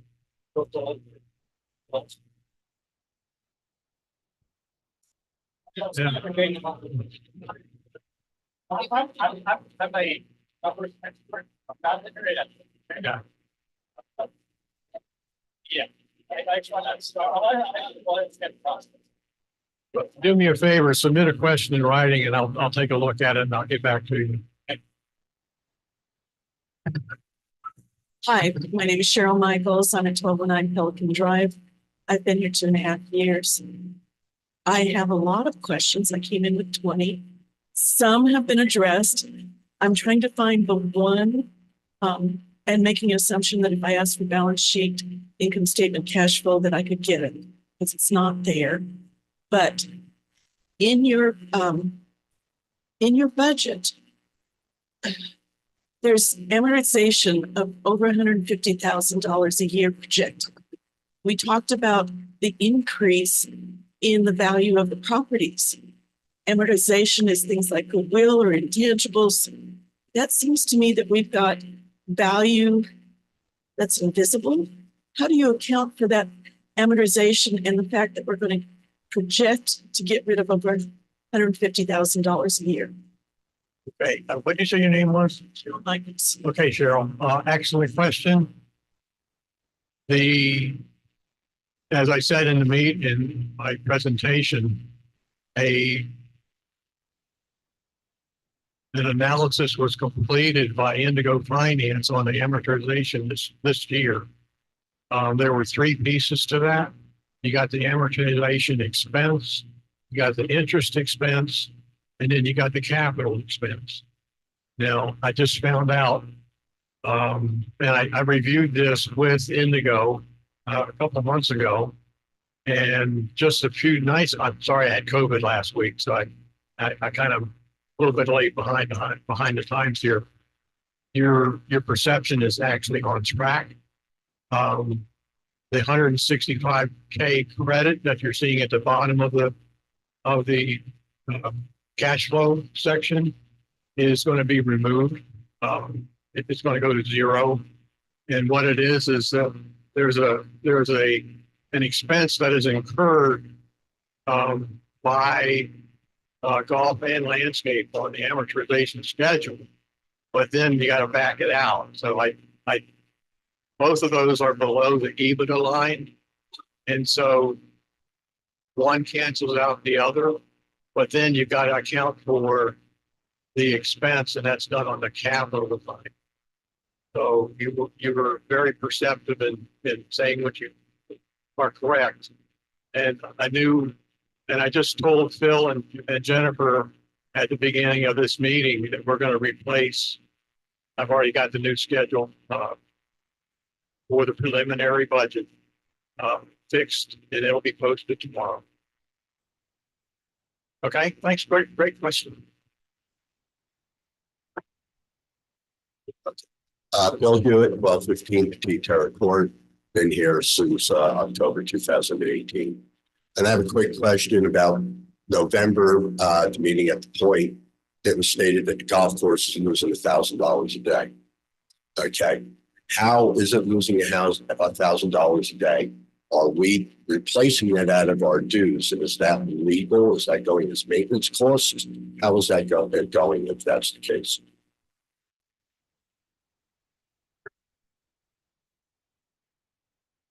We are losing money on the golf course, and we are maintaining that through our revenue somewhere. That answers the question. That answers your question. How much we're losing? I don't think we're losing about $300,000 a year. Yeah. So, but we're also working with Troon to improve that. We're getting the trends going in the right direction. The golf course is doing better than it has been in the past, but we added a restaurant, which didn't really get into business until last year. And if you know a restaurant business, it's going to take a while to get the combination right. Okay, so we could use her help. All right, well, but that's where we are. We're trying to get to work with Troon to get things done better. That's our main focus right now, and we're trying to get there. It's just going to take a little time.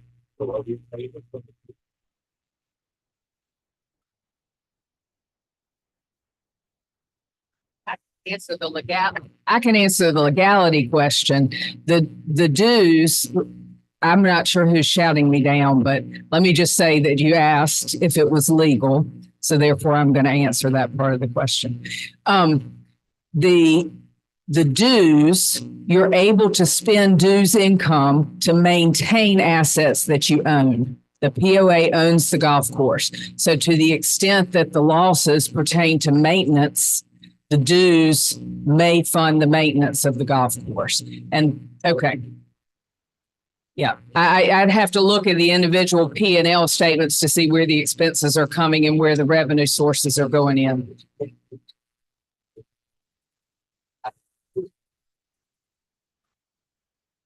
Okay,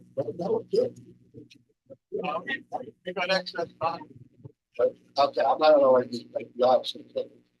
Thank you. Hi, my name is Wally Melanson. I live at 1416 Cara. We've been an owner since 2021. I approached looking at the budget by trying to verify some of the numbers and get some history on it. Since I didn't have any background on some of the items, I keyed in on the expense for the cart path. I also keyed into what was said at the board meeting, I think in October, about it losing money. So I wanted to look at the financials. I was at the board meeting in June when Eric presented the financials to the board, but they're still not published on front steps. Then I looked and found there's nothing from 21 either. Eric explained that there was no financials done that year, but I'd like to know, why can't we as a members see these financials that we paid for? I'd also like to see the tax returns too.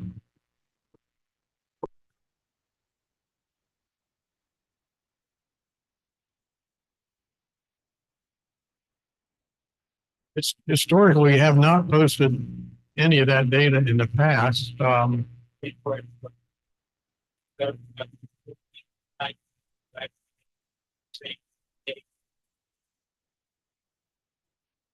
So you're talking about the financials from Ernie and Company? From the CPA firm that presented in GAAP that a lot of us know how to read. And keying in on what Phil said about the setting up profit centers, that would tell us how we're doing on the golf course and the rest of it.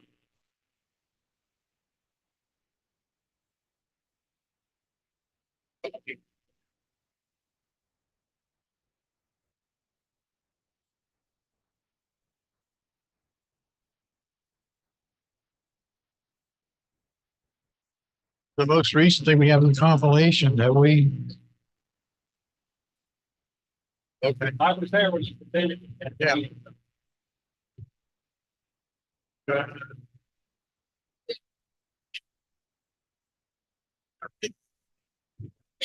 The question is, what do you know what's posted and what's not posted, and how is that decision made? Okay, so the board makes the decision about what gets posted. They can give direction to Jennifer, and they'll take your suggestion and answer. Your request. Your request. And I'm assuming it for a month and a couple of days.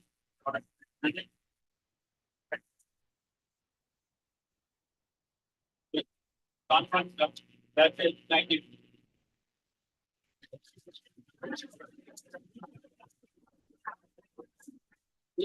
Ray Simpson, 6108 Castleman Court, since 2012. I have a question regarding the reserve fund.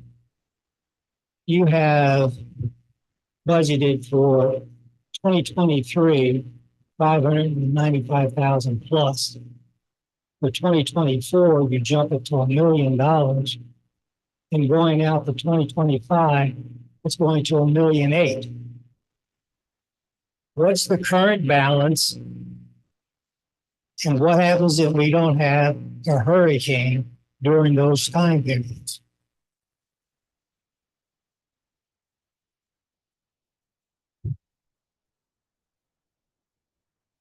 Can you say those figures again? Are you looking at the detail page or are you looking at the rolling balance? 20 that.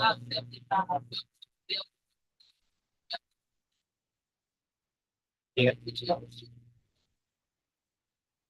It's the capital improvements / capital reserve. Oh, you're not looking at the reserve pages, you're looking at the summary page. It says Fairfield Harbor Owners Association budget, budget for fiscal year 2024. And it shows March 24 through February 25. You've got the numbers down here. I want answers to them.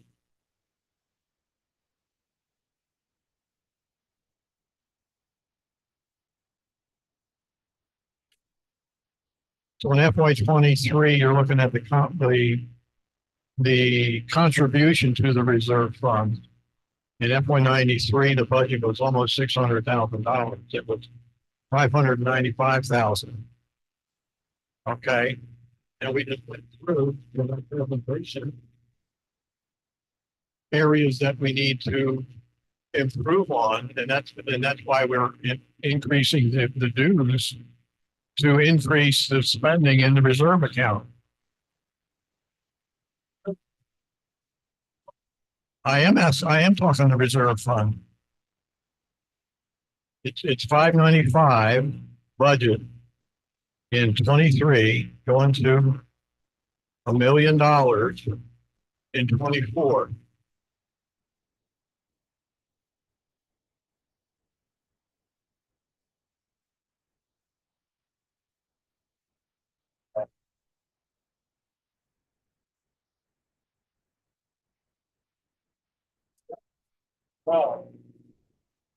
So It is growing in 2025, it's $1.8 million.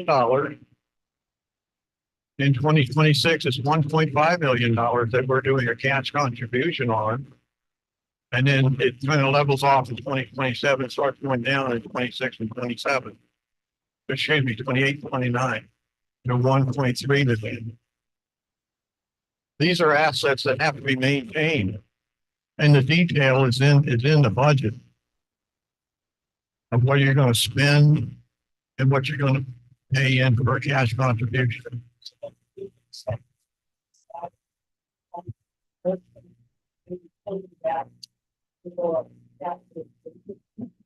Reserve fund is a prepaid asset maintenance account.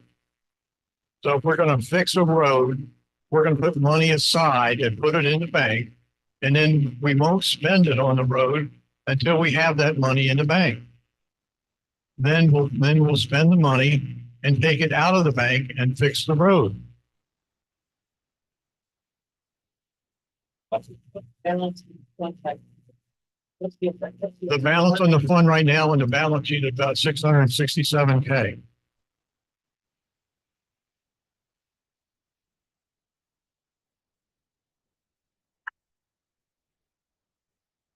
Joe Goldwell, 6007 Tartan Court. Been here about 10 years. My lower Fridays, I was business manager for an aerospace company. And I spent time on shredding the PDF budget file. And I found numerous omissions and errors that do affect the almost all the costs. I sent some major ones to Jennifer, who is said that she forwarded them to you, Rich. But as it stands right now, what's posted out there is what we call a dog's breakfast.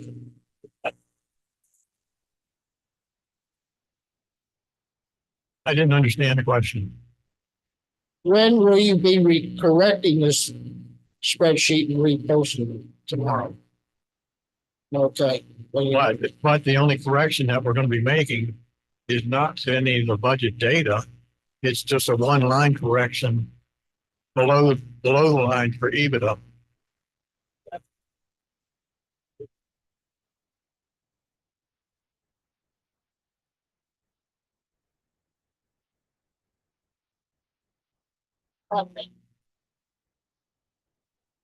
If you look at the capital bottom line for 2024, it's 464,499.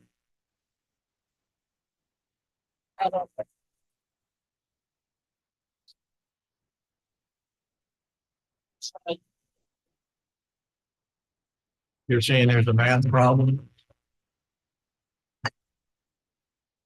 I'll look at it.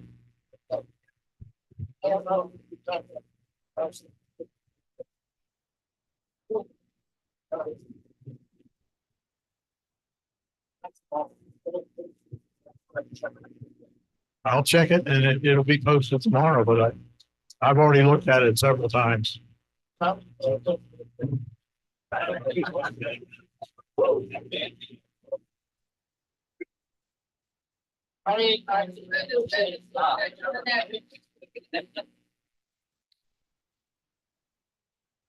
Hi, my name is Barbara Bravos. I live at 5606 Gondolier Drive.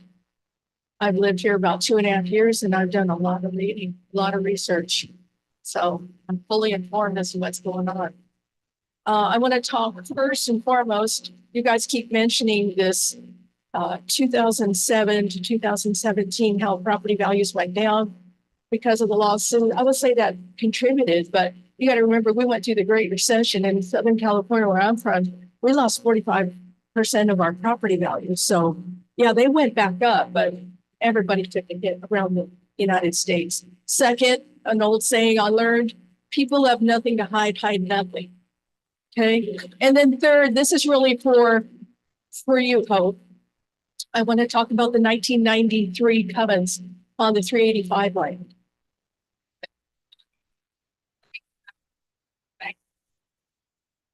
No, the bankruptcy court only, and I have the ruling here and the citing from it. The only covenant they got rid of was the maintenance covenants. The rest ran with the land. Well, I have the bankruptcy judgment right here, and I can read it if you want. The question was the 1993 covenants, the bankruptcy. Okay, well, I will just say that the 1993 covenants were removed by operation of the bankruptcy court, but go ahead. And she disagrees. So what was your question? The bankruptcy only removed the maintenance covenant. And it's, I understand that's what you think. What's your question? 1993 covenants ran for 30 years. That was to October 5th, 2023. They also have an automatic renew for an additional 10 years. Were they not removed by members, which is us, 30 days prior to that October 5th, 2023, which would have been September 5th, 2023, and none of us took a vote on them. So right now, you guys are in the middle of the 10-year auto renew, and you cannot build, you cannot split, you cannot subdivide. It says owners shall not subdivide any property into subparcels so that the same may either be sold to third parties as lots, condos, townhouses, timeshares, residential facilities, or otherwise. Thank you.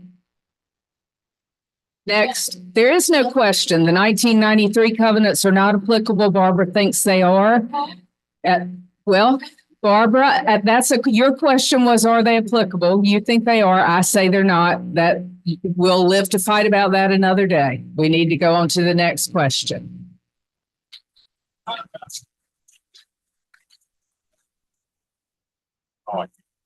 My name's Bob Martin. Live at 2009 Royal Pines Drive. Been here 6 years.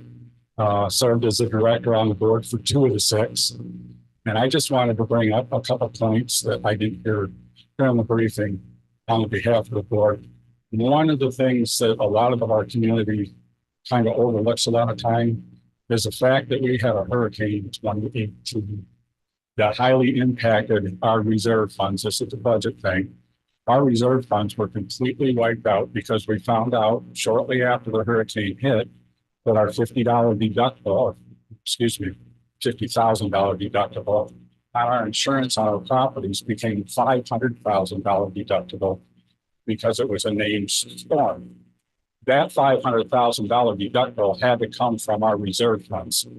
At the time, it pretty much wiped out everything we had, as well as the repairs that were necessary on the properties that the reserves funds were set up for initially. That also hindered us from doing those updates, the golf pass, a few thousand other things. And that's where we're at now. I can tell you when I was on the board in 2019, 2020, that we were looking at raising the fees back then. We're talking about now. And that was going easy on everybody because after a hurricane, and this everybody out here was trying to recover their funds individually. So we didn't want to impose a great big expense on the owners at that time. Now we're making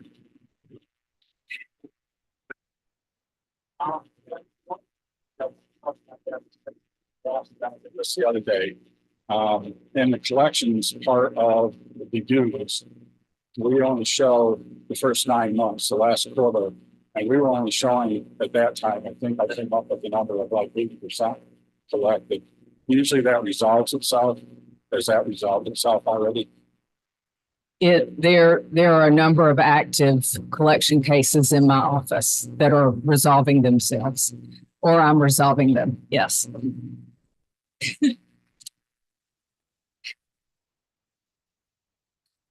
Hi, Cheryl Michaels. I'm back in line. Okay, so you gave us a budget and we're looking at the spending compared to the budget from last year. There are not a lot, but there are a few categories that are significantly higher, such as other maintenance expense. That one appears to be almost double. So somebody approves it. How, we are learning about the budget now. How do we learn about these extra expenses that weren't part of the budget? How are we told as owners that this has happened and we're way over budget in this category, but we really have no choice? How do we find out about that? Well, I'm going to answer that because the budget is discussed at every board meeting. Board meetings are open for you to come and watch the financials. Jennifer, yeah. Have you ever requested to come to a board meeting? I showed up on Tuesday. Okay. And when I got there, I was told it was closed. Okay. And then it was announced in December that it was a closed board meeting. So I've tried to go to a couple of them. Okay. I would just encourage you to reach out to Jennifer ahead of time so that you can get yourself on the list to attend the board meeting. But the budget, so when you say that the category is other expenses, that are other maintenance, that doesn't necessarily mean that's unbudgeted. That's what the budget is for, is to show you what has been budgeted. Okay. The budget says 67,228 up till the end of October. It says that we spent 115,000. You're looking at the actual expenditures, not the budget that's being presented for 2024. So we went way over budget. How do we find out when there's been a significant increase in what's budgeted? And so without going to the board meeting and paying attention every time you discuss the financials, those are not posted on a monthly basis. Only the audited year-end financials are posted online. So you just have to contact Jennifer and I guess you have a bigger room to hold board meetings in the future. I don't know, but yeah.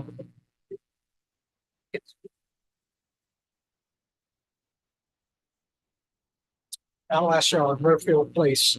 Been here about 20 years. I have a question about the non-dues income. Some of the comments were about the restaurant not being a profit center. Being nice saying that, I believe. First line, non-dues income, amenities revenue. Please tell me what amenities revenue means. There is not one thing that says where that revenue comes. Does it come from? That comes from the golf course and the restaurant.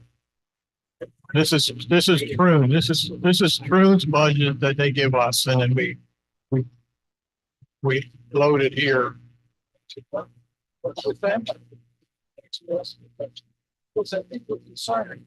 You want another 9 pages of data? Some people may question it. I think we're concerned when we hear that we're not making money at this restaurant or we're losing money at this restaurant. But we have no idea in this document, the percentage or the dollars.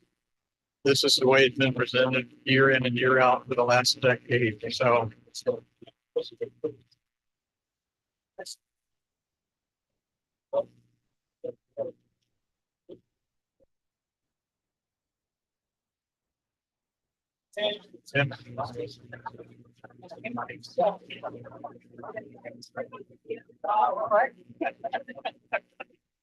Hello, Dan Engelhop, 903 Delta Court. I've been here about 19 years. I was part of that failed board that helped buy the 385 with Hope's dutiful help. I was going to ask a couple of questions about the amenities and underrunning and overrunning, but the question that keeps coming back to me is I keep seeing that over the last years, I think it was cited as 2016 to 2018, that they've held a number of sessions that asked the people of Fairfield what they wanted in a new building. And the only one I remember that was a robust effort at surveying people was in 2017, early 2017. Rich will remember it. Sharon Hinkey ran that. I moderated a couple of sessions. We touched exactly 181 people. And of that, 42% of those, 76 people said, we'd like a multi-use facility. It was described in a number of ways. If there was no money involved, that's what we'd like. So how have you made all these decisions? Build this building, put the POA offices there based on cities.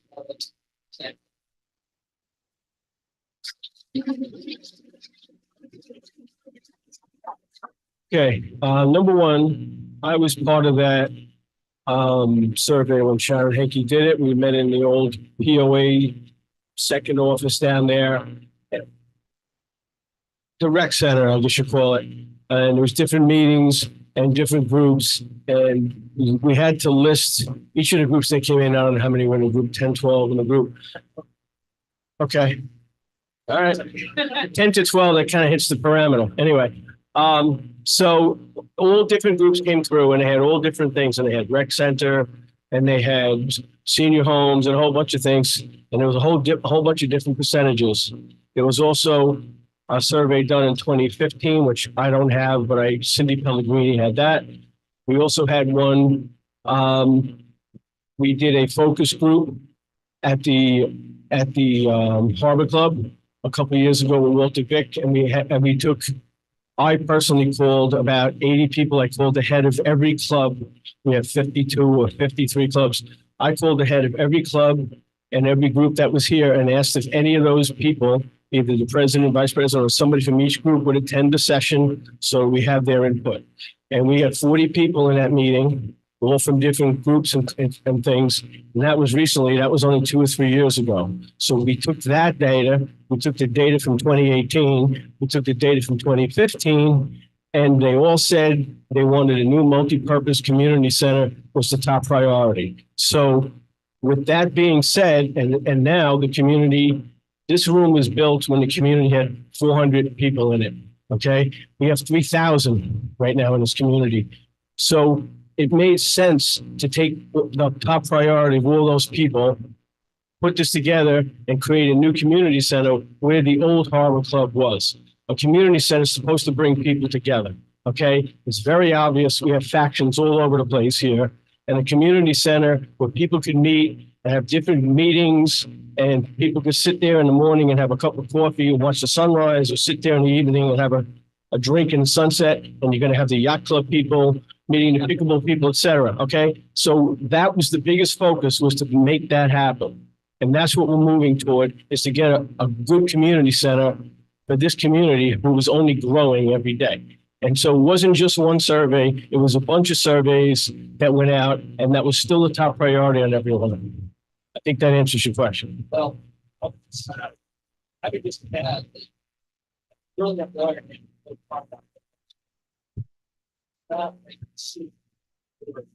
It's gonna bind the future board to ethics. All right, so let me answer that. Let me answer that, okay?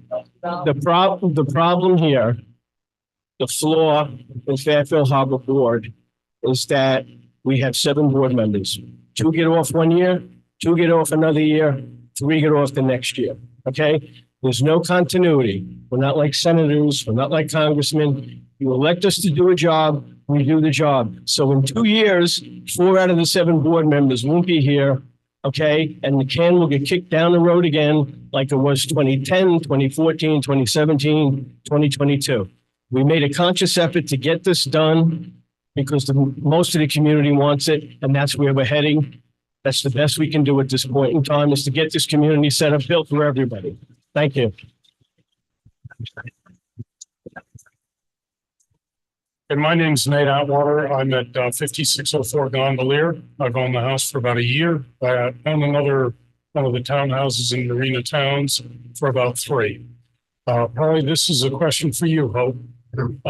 Earlier today, Mr. Rockengas said that clearly people really value open spacing. And as a result, the 55 plus is off the table. 4 properties on our street went up for sale in October of this year. 3 of them were unenumerated lots that were open space. Apparently, based on what somebody said, we don't pay taxes on open space. I don't quite see how that works, but I'm going to make one little statement here. I do not have a lawyer. I have not contracted with a lawyer, and I have not paid for a lawyer. I did contact a lawyer, and that lawyer contacted you back in late October. And you said to him, quote, "I will look into this, and in 2 to 3 weeks, I will give you an answer."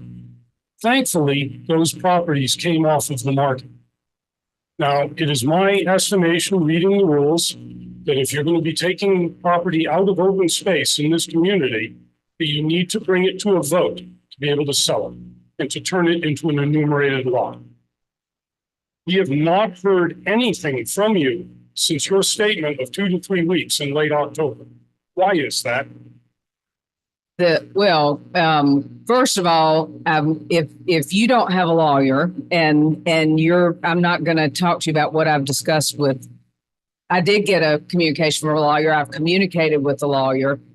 Perhaps if you didn't engage the lawyer, that's why the lawyer hasn't shared that with you. But I'm not going to get into the legal discussions that I've had. I wrote a lengthy opinion letter and shared it with that lawyer, but none of that has anything to do with the budget meeting tonight. So I suggest you contact the people who did hire that lawyer, and perhaps they were dialed in on that. Okay, most interesting. I'm Mona Jankowski, and I live at 1019 Harbor Point Drive. And my question also has to do with lots, just because I don't really understand. Maybe you can shed light on it. The fluctuation in the POA owned deeded lots. When I go back to 21, 22, the budget was 490 at the end of December of that year, October. It was 74 and it was forecast to be 74. Then it was proposed for the next year to go to 45, which is what it shows on this year. But the current actual is 59. as of 11/30/23, forecast for 74 as of 24 end of year, and projected to be 54. So my question is, in just understanding the fluctuation of lots, I know that there's delinquent properties and there's liens on properties. So I'm wondering, are these properties being foreclosed on, which is why the number goes up? And then when the number goes down, are they actually being sold? And where's the revenue from those sales going? Because I didn't see it as a line item as far as income or revenue on the budget. Goes into capital expenditures. We created a new GLCO. So in 2015, 2016, they were selling lots at $2,500, and every fourth one, you got a fifth one. And they were taking those dollars and paying basically operating expenses. And we said, that's not right. The land should stay as land. So it should either go to land or go to capital. And that's what we've done. So those dollars drop into that account, and then it will either be used to purchase either more land or more capital. There's actually three pieces whenever we sell a lot. We get $100 from the buyer, which is supposed to go from our capital improvements. We get the dues squared away between the seller and the buyer. And then we get the capital, the actual money from the profit of the sale. And Cindy would like to get three checks because they go into different bank accounts. But basically, we got some lawyers that only want to give us one check, which makes Cindy work harder. But that's where the three pieces go. There's a piece for the dues. There's $100 fee that the buyer has to provide at settlement, and then you got the profit for the sale.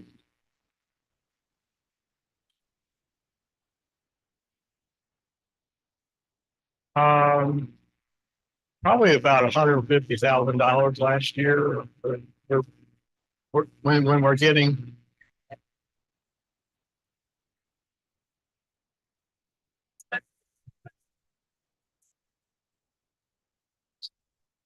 But we're not going to change the accounting.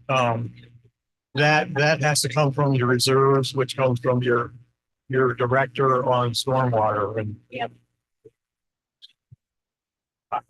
Did you look at the reserve detail? Okay. Y'all know who I am now. Just one second. We'll take Barbara's question and one more, and then we're going to close it down. It's past my bedtime. Y'all want to go all night? Yeah. Well, you might do it without me because I'm going to bed soon. That's fine. We get one bite at the apple. Okay. All right, my name's Barbara again. I have a copy of the 2016 Mid-South bankruptcy judgment here. This is the whole kit and caboodle. I'm just going to read the conclusion. It says the foregoing reasons the court determines that the maintenance covenant is not a real covenant and does not run with the land. This is 385. Alternatively, the court finds that even if the maintenance covenant was a real covenant, debtor Mid-South may seek to establish during confirmation that the doctrine of changed circumstances applies.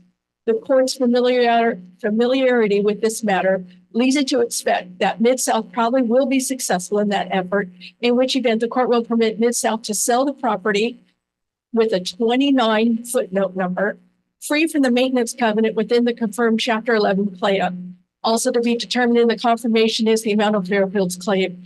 Okay, the 29 footnote, the continuing viability of other covenants which range in scope, for example, the use of the property for amenities to assessed user, tea times, has not been the subject of the parties' dispute, but would be viewed under the same analysis employed by the court in any determination of whether the property may be sold free and clear of them. The 1993 covenants still run, and we are in our 10-year extension time. They cannot build, they cannot sell. We've got 10 more years. Barbara, you're reading from Judge Hummerhouse's preliminary opinion, which the POA appealed. You need to go to the final order of confirmation of plan. That's all I'm going to say. Yes.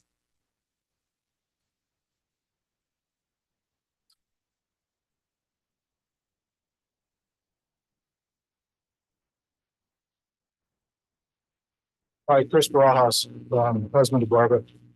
Before I ask my question, I just want to make sure it says the final order of confirmation of plan. Yes, in the Mid-South bankruptcy. That was the final judgment. Do you have a year on that? Well, it was 2016. It was right before we closed on the property. We would not have been allowed to purchase it had we not had that final order. My question. The 2023 forecast for amenities cost is $444,938 over the budget amount, of which is 33% over the budget cost. The projection for 2024 is $1.508 million, which is 12.5% increase over the 2023 budget.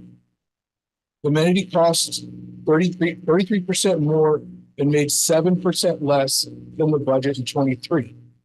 What is changing in 2024, which leads to the estimate for 2024, which amounts to a budgeted increase in revenue and a budgeted decrease in costs?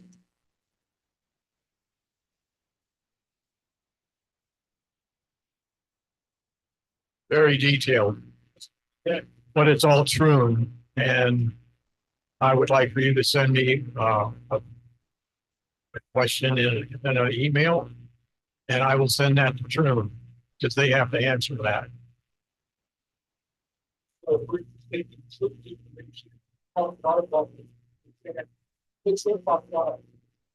No, we did work with Troon this year quite a bit with a reallocation of costs, and that was a big exercise that Troon committed.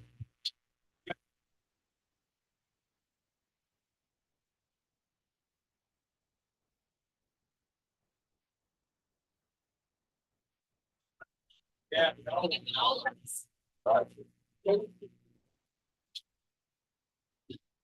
Thank you, Chip.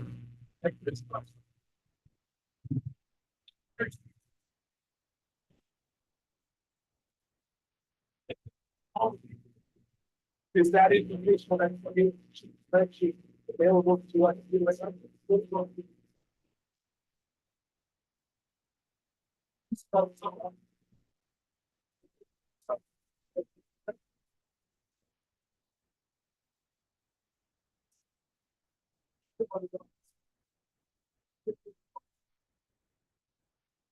Thank you.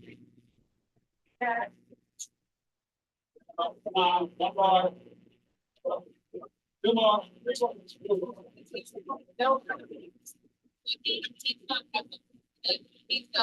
Everybody, the one behind you.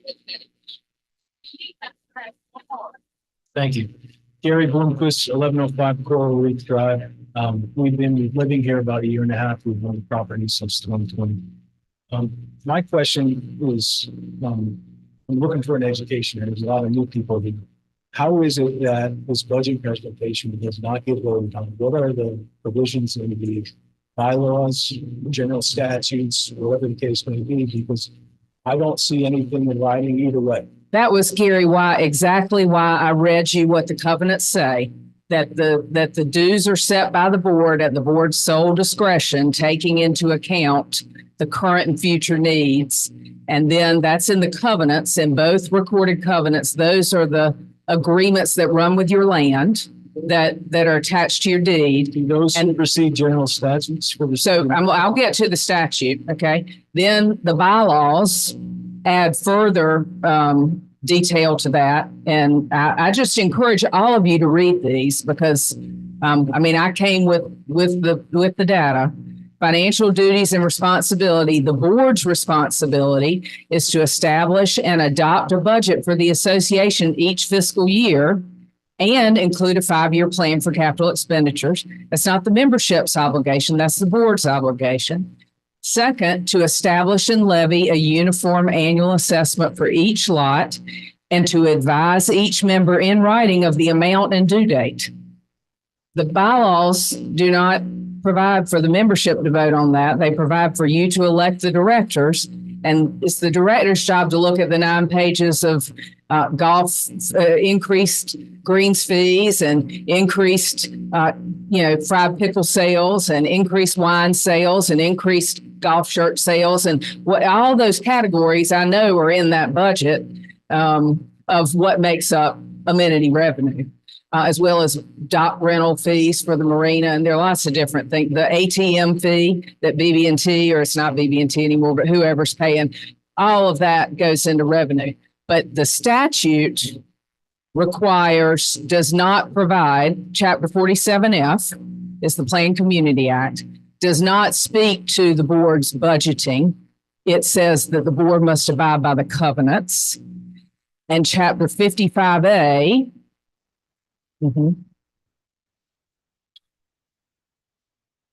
Yep. Correct. That's for all planned communities that are created on or after January 1 of 1999. For the history, you were created in the late 70s. So the ratification of the budget is not a requirement for your community.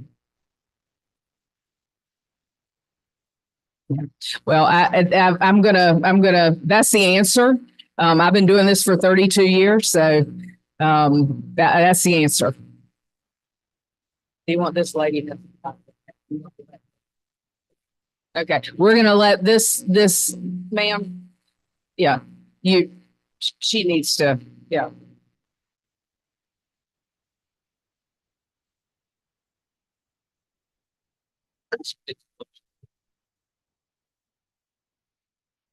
Thank you.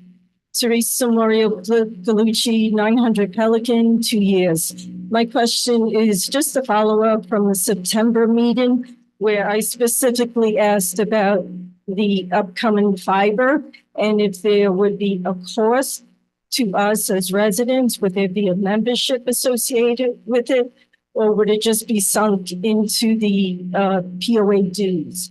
At that time, I was told that there would be no additional cost to us. Fiber was the word per bill. So I'd just like to have clarification on that. Thank you. Bill, do you want to address that? Sure. He can follow up that, yes, if you want fiber, you have to contract with fiber, the fiber company, not the POA. It's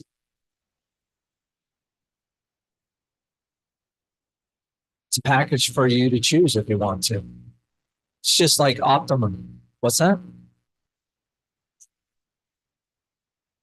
There's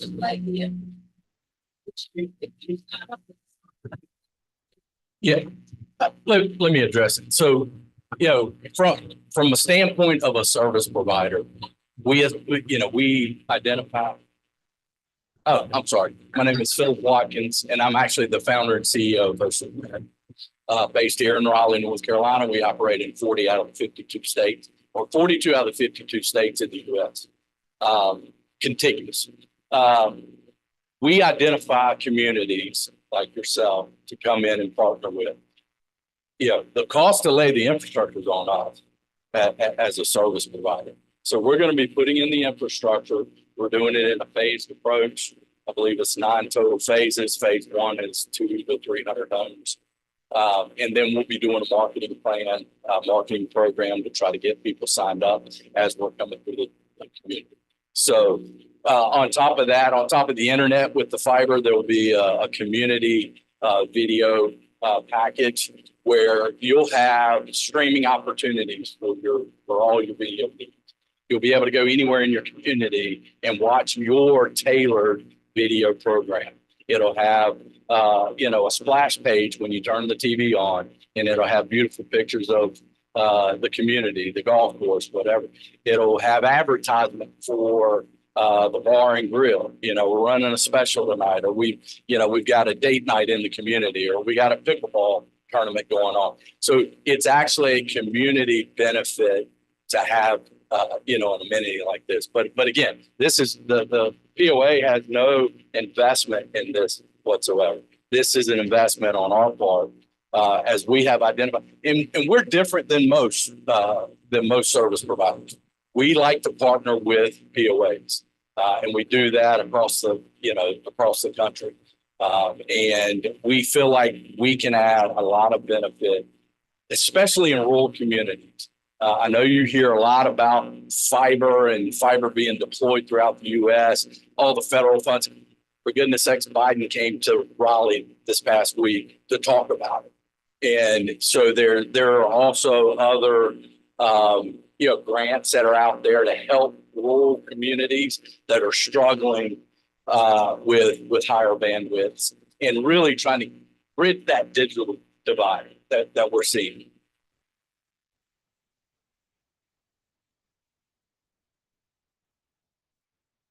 Yeah.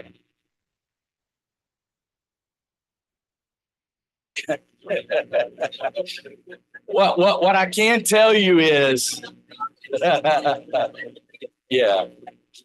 And what I can tell you is we did, along with the board, we took some surveys to kind of see what people were paying and compared that to kind of where our base levels are. And you're going to get much more bandwidth, much more data speeds, a better TV package for less, much less than what you're paying today. So go ahead. So the platform, we're actually building a head end on the property, and the entire community will be connected on that, with that head end. So, you don't necessarily have to have a set-top box. You can download an app if you want to do that. Then you can upgrade, get a set-top box. It's about, it's about the size of your iPhone or a little bit bigger. Yep. And well, actually, we'll be backing up. All the data storage is here. So you're not necessarily locally backing it up on your TV. Not the cloud. It's here locally, here on the property. Yeah. They have run some, yes. Yeah. We're running an entirely new